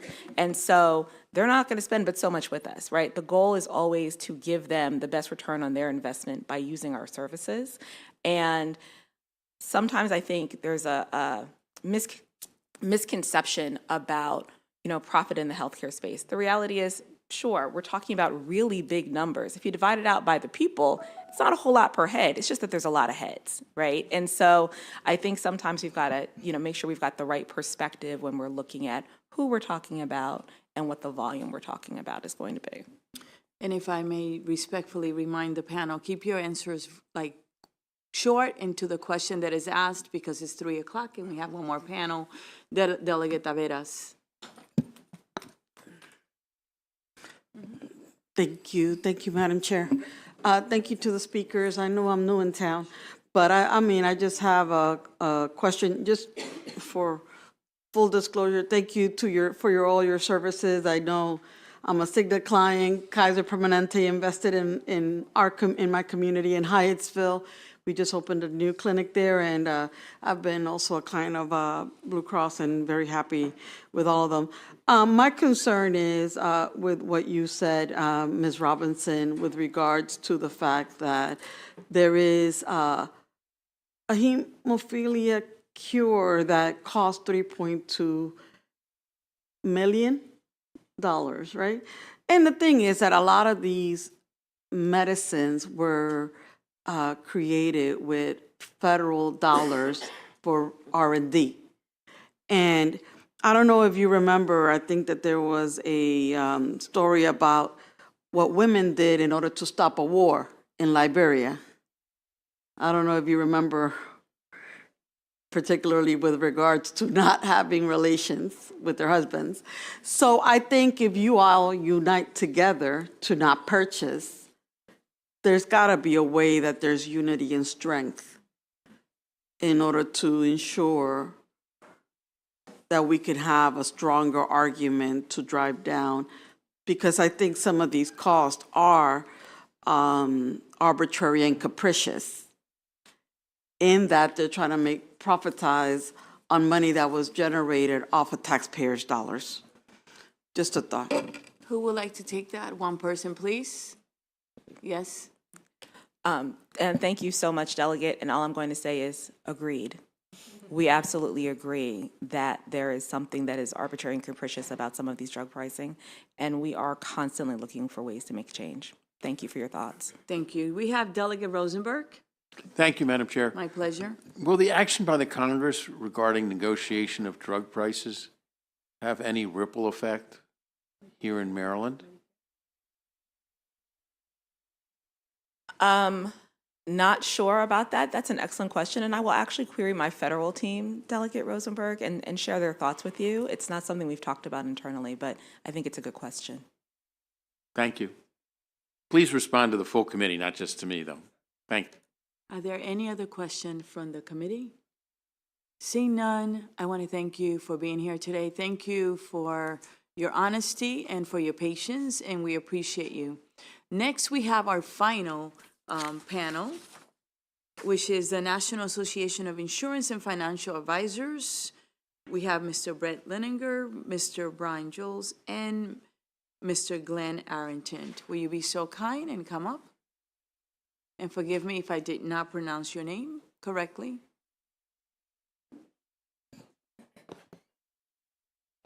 Chair, Madam Vice Chair, members of the committee, Brett Leininger here today on behalf of NAIFA Maryland.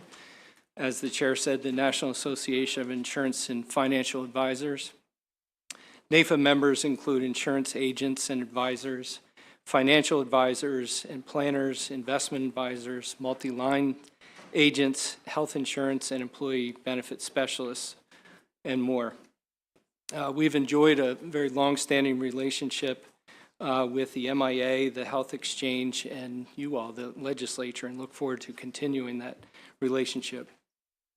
With me today are members of, NAIFA members in the employee benefits arena, Brian Jollis, who's the CEO of Jollis Financial, an insurance and financial services agency in Howard County.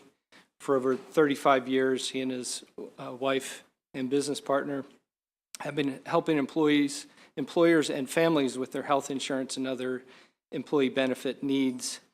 Brian is the immediate past president and a current board member of NAIFA Maryland, and today he'll describe the vital role of the insurance producer to businesses and individuals, given the complexities that you've all been hearing about in the healthcare system. And in addition, I have Glenn Arrington, who is the president of Group Benefit Strategies, a health and life insurance agency based in Harford County, Maryland. Glenn has 28 years of health and life industry experience, starting his career with MAMSI, which later became United. He supports the Maryland health insurance markets as an agency principal in the individual, small group, and large group in Maryland, serving over 6,000 insureds.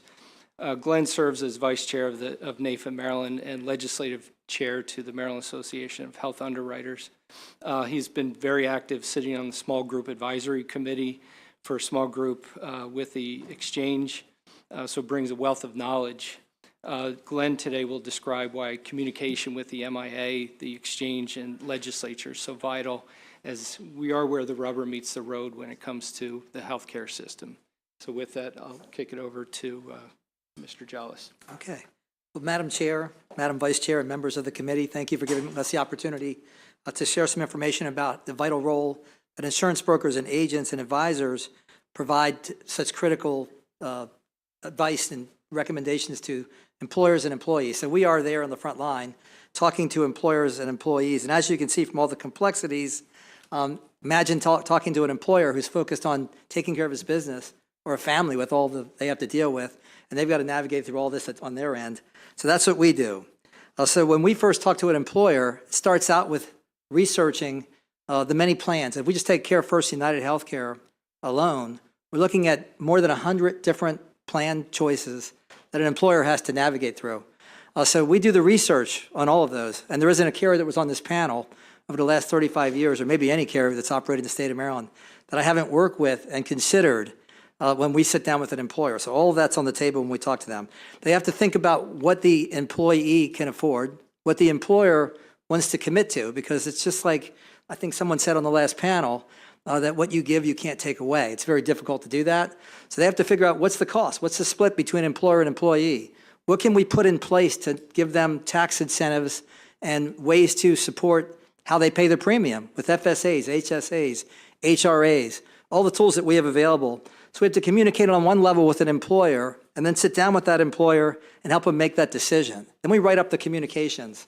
And we have to include in those communications all the vital data that allows them to be compliant with all the rules and regulations so that they don't say something that's going to cause them to face a heavy fine. Okay, that has to be explained too. And then we got to sit in front of the employees.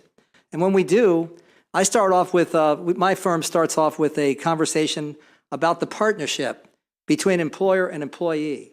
Because we want to make it clear right from the start that benefits is a cost. Employers can afford only so much, but they want to give the best benefit package. I've not sat down with an employer that doesn't feel that way, but they want to be able to afford it.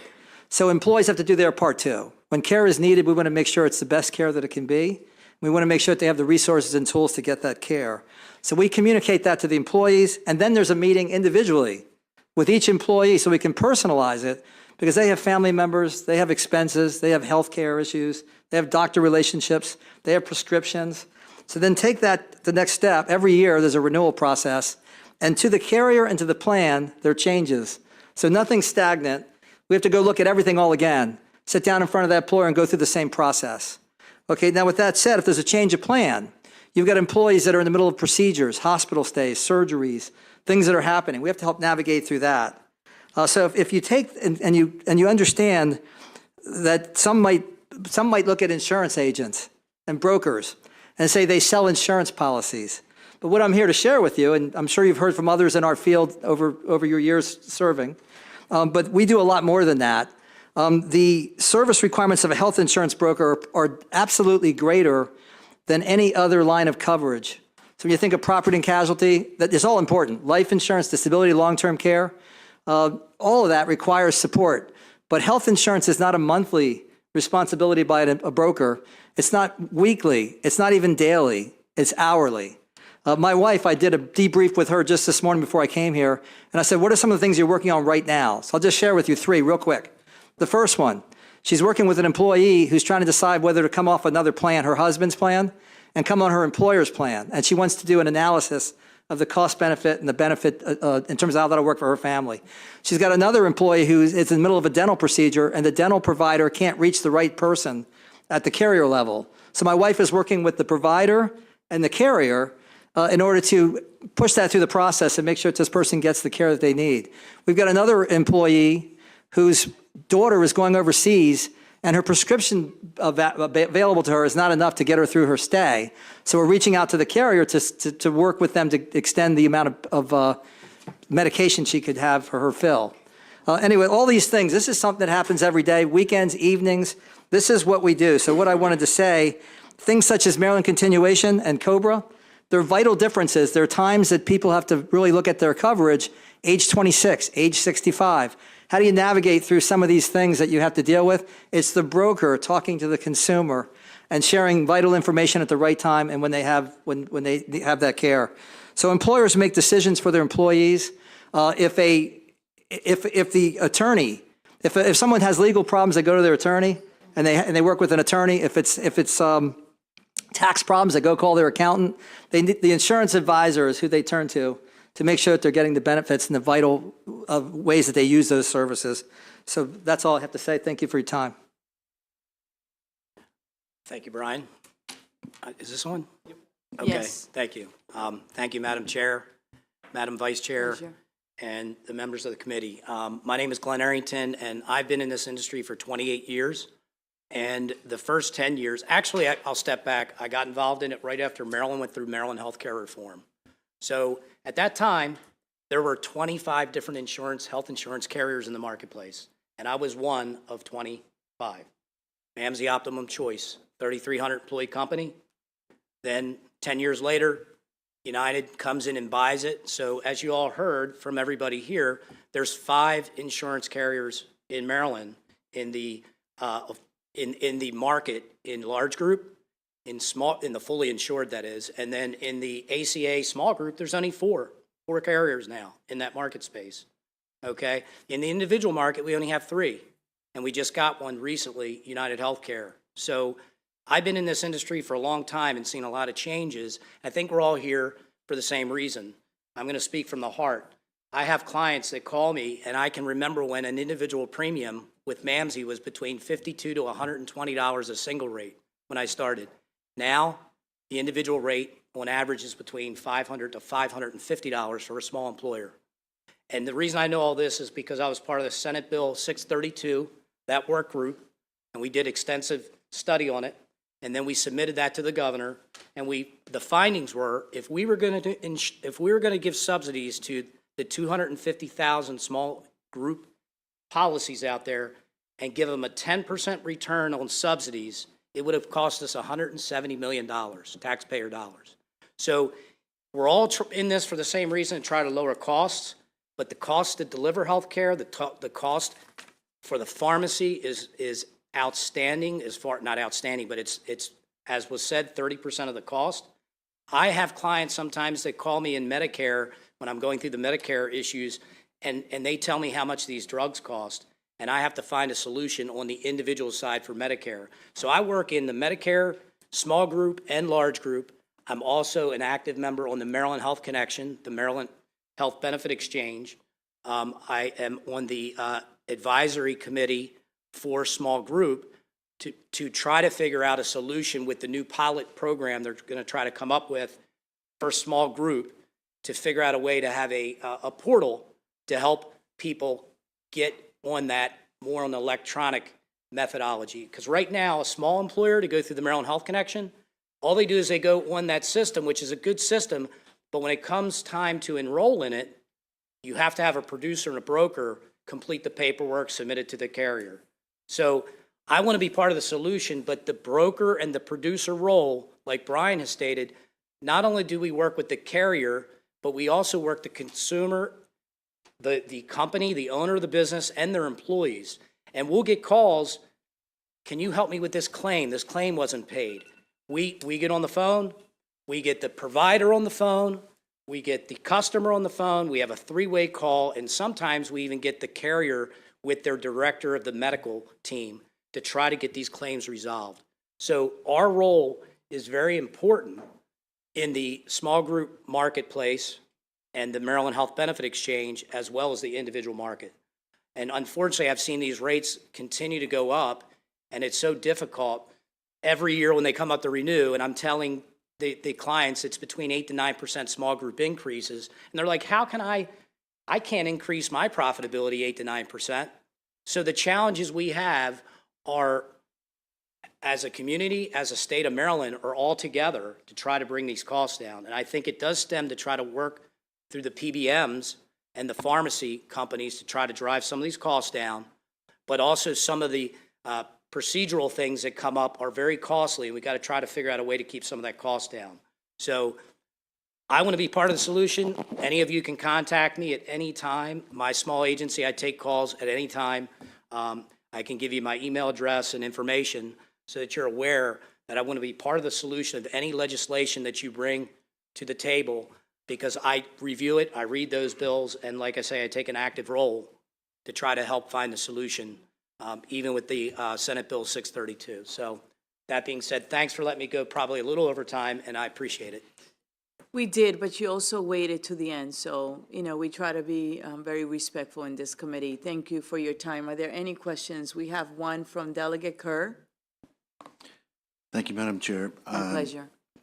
Mr. Arrington, from the sense I'm getting from you is that you work with all parties, so you have a kind of a global view of this, which gives you an opportunity to perhaps anticipate a problem that could occur where the others in their individual roles are not seeing it. Can you give me an example maybe of some time when you've been able to prevent an unintended consequence from something that's about to be implemented? Yeah, well, from a standpoint of how things happen in the insurance arena, I'll give an example of sometimes you can be dually covered, okay?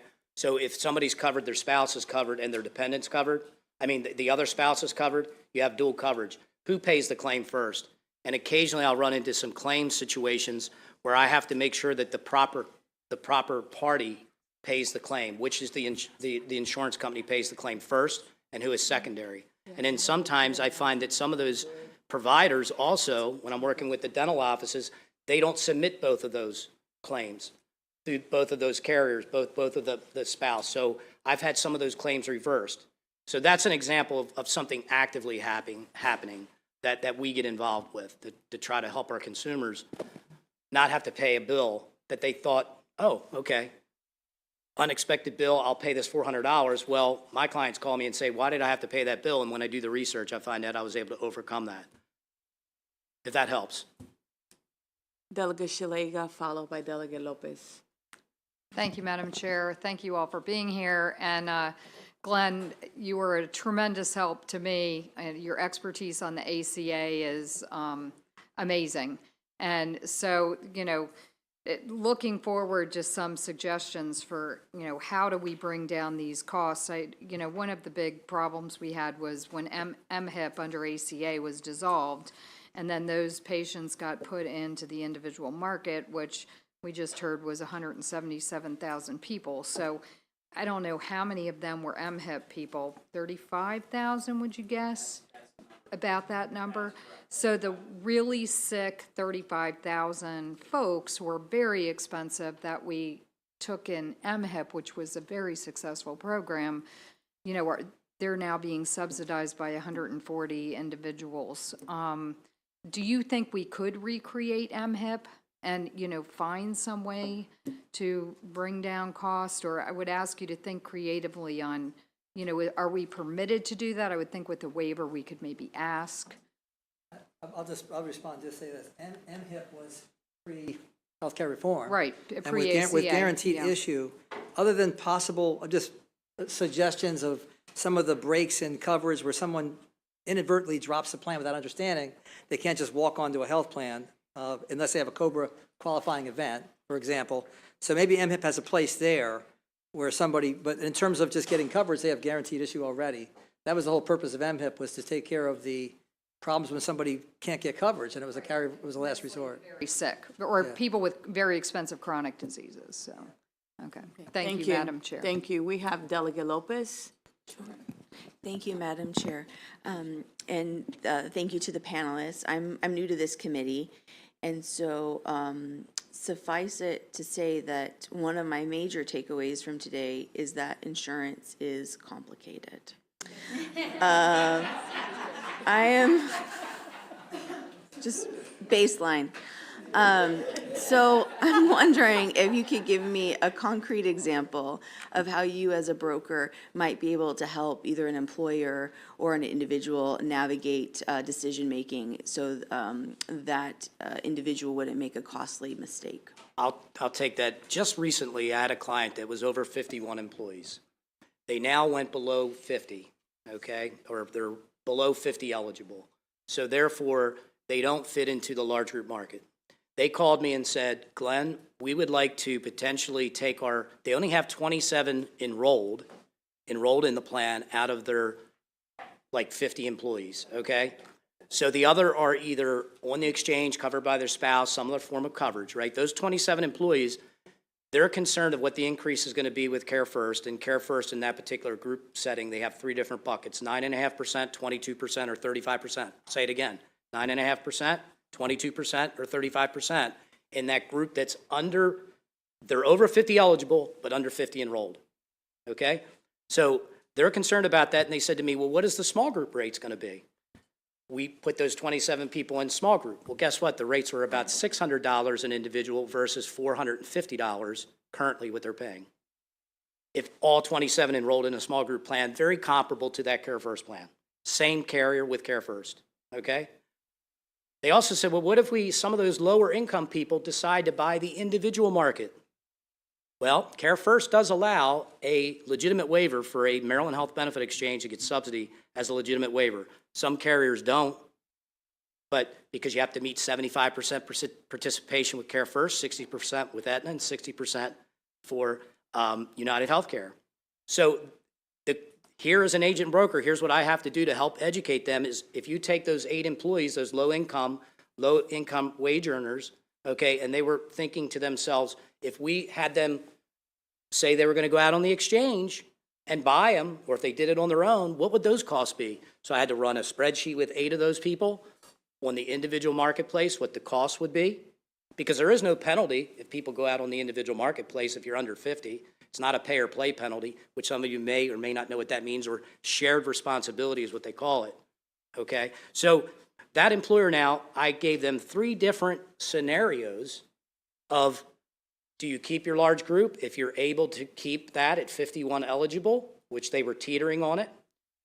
Small group, what the rates are going to be if they switch over to a small group with all 27 enrolled, or if some of them, the higher income earners aren't going to get enough subsidy, but the lower income earners will get enough subsidy. And how do they administer that? That's our job as brokers and producers, to make sure they meet the legal requirements to be able to implement these types of questions that they have, and that's what our role is. So I hope that helped you. There's a perfect example of what I'm going through right now for a June 1st effective date. This is how far in advance I'm looking at a company for a June 1st effective date that has over close to 51 eligible employees.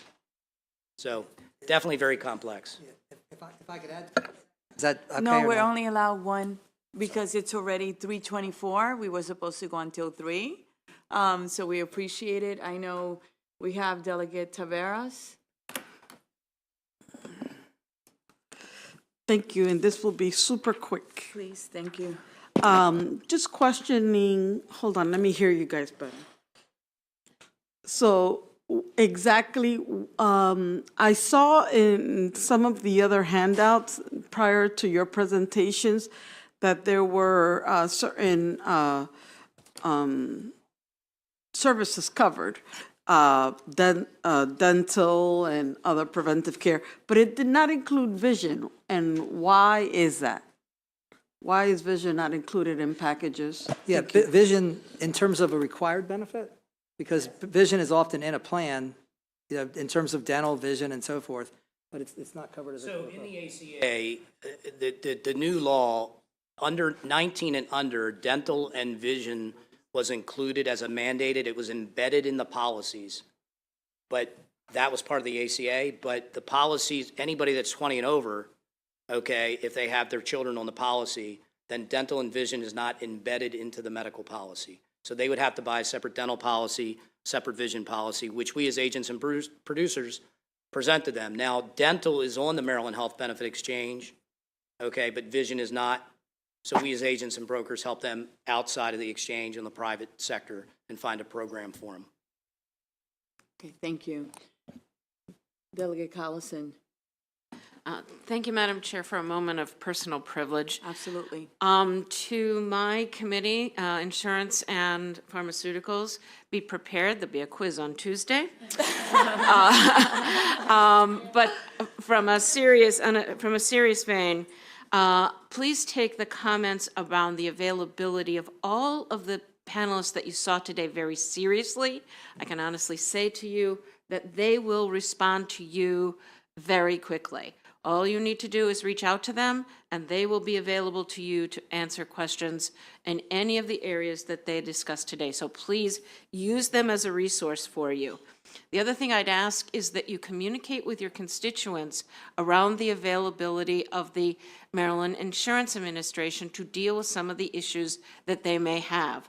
They gave you lots of contact information. They gave you newsletters. Please send that out to your constituents in whatever form you communicate with them to let them know that those resources are there. The other thing I'd ask is that you also let your constituents know that there is a phone number on the back of their insurance card that takes them directly to their carrier who knows the most about their plan. And that should be the first line of defense when you have a question about your coverage, no matter what it is. So, honestly, what I've discovered over the last 4 years is people don't even know that phone number is there. So please, for customer service, the initial step should be to your insurance carriers. With that, thank you very much, Madam Chair, for doing this presentation today. My committee is ready to go to work now. I have to say, have a wonderful day. Thank you so much for coming. We really appreciate you. I have to say that the expert for my committee members on health on insurance is Delegate Collison.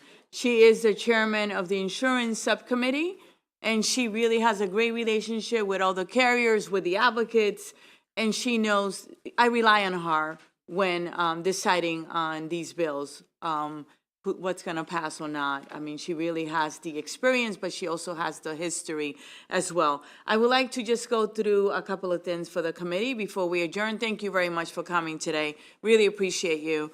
The first thing is that at around 12:15 or so, when we're in hearings Tuesday, Wednesday, and Thursdays, we're going to have some food for you in the back like we did today, and you're welcome to come early. You don't have to wait till 1 o'clock and have a meal, use the kitchen as well. You can drink here. The second is that your staff, when they come in, please don't have them come through the front.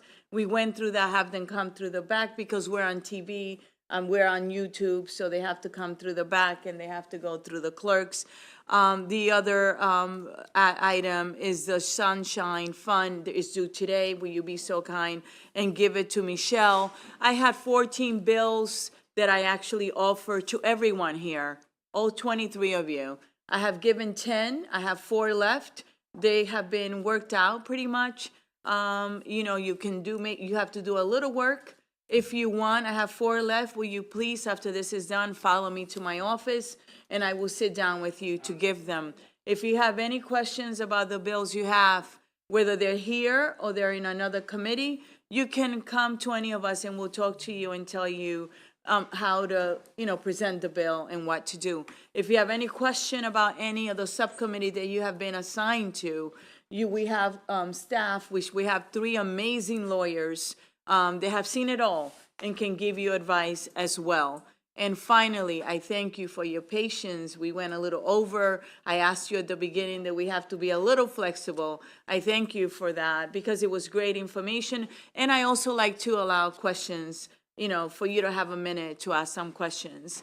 And finally, I said the first day that you were assigned to these subcommittees, and that whether you are an R or you're a D, you have an opportunity in this committee to present a bill on the floor.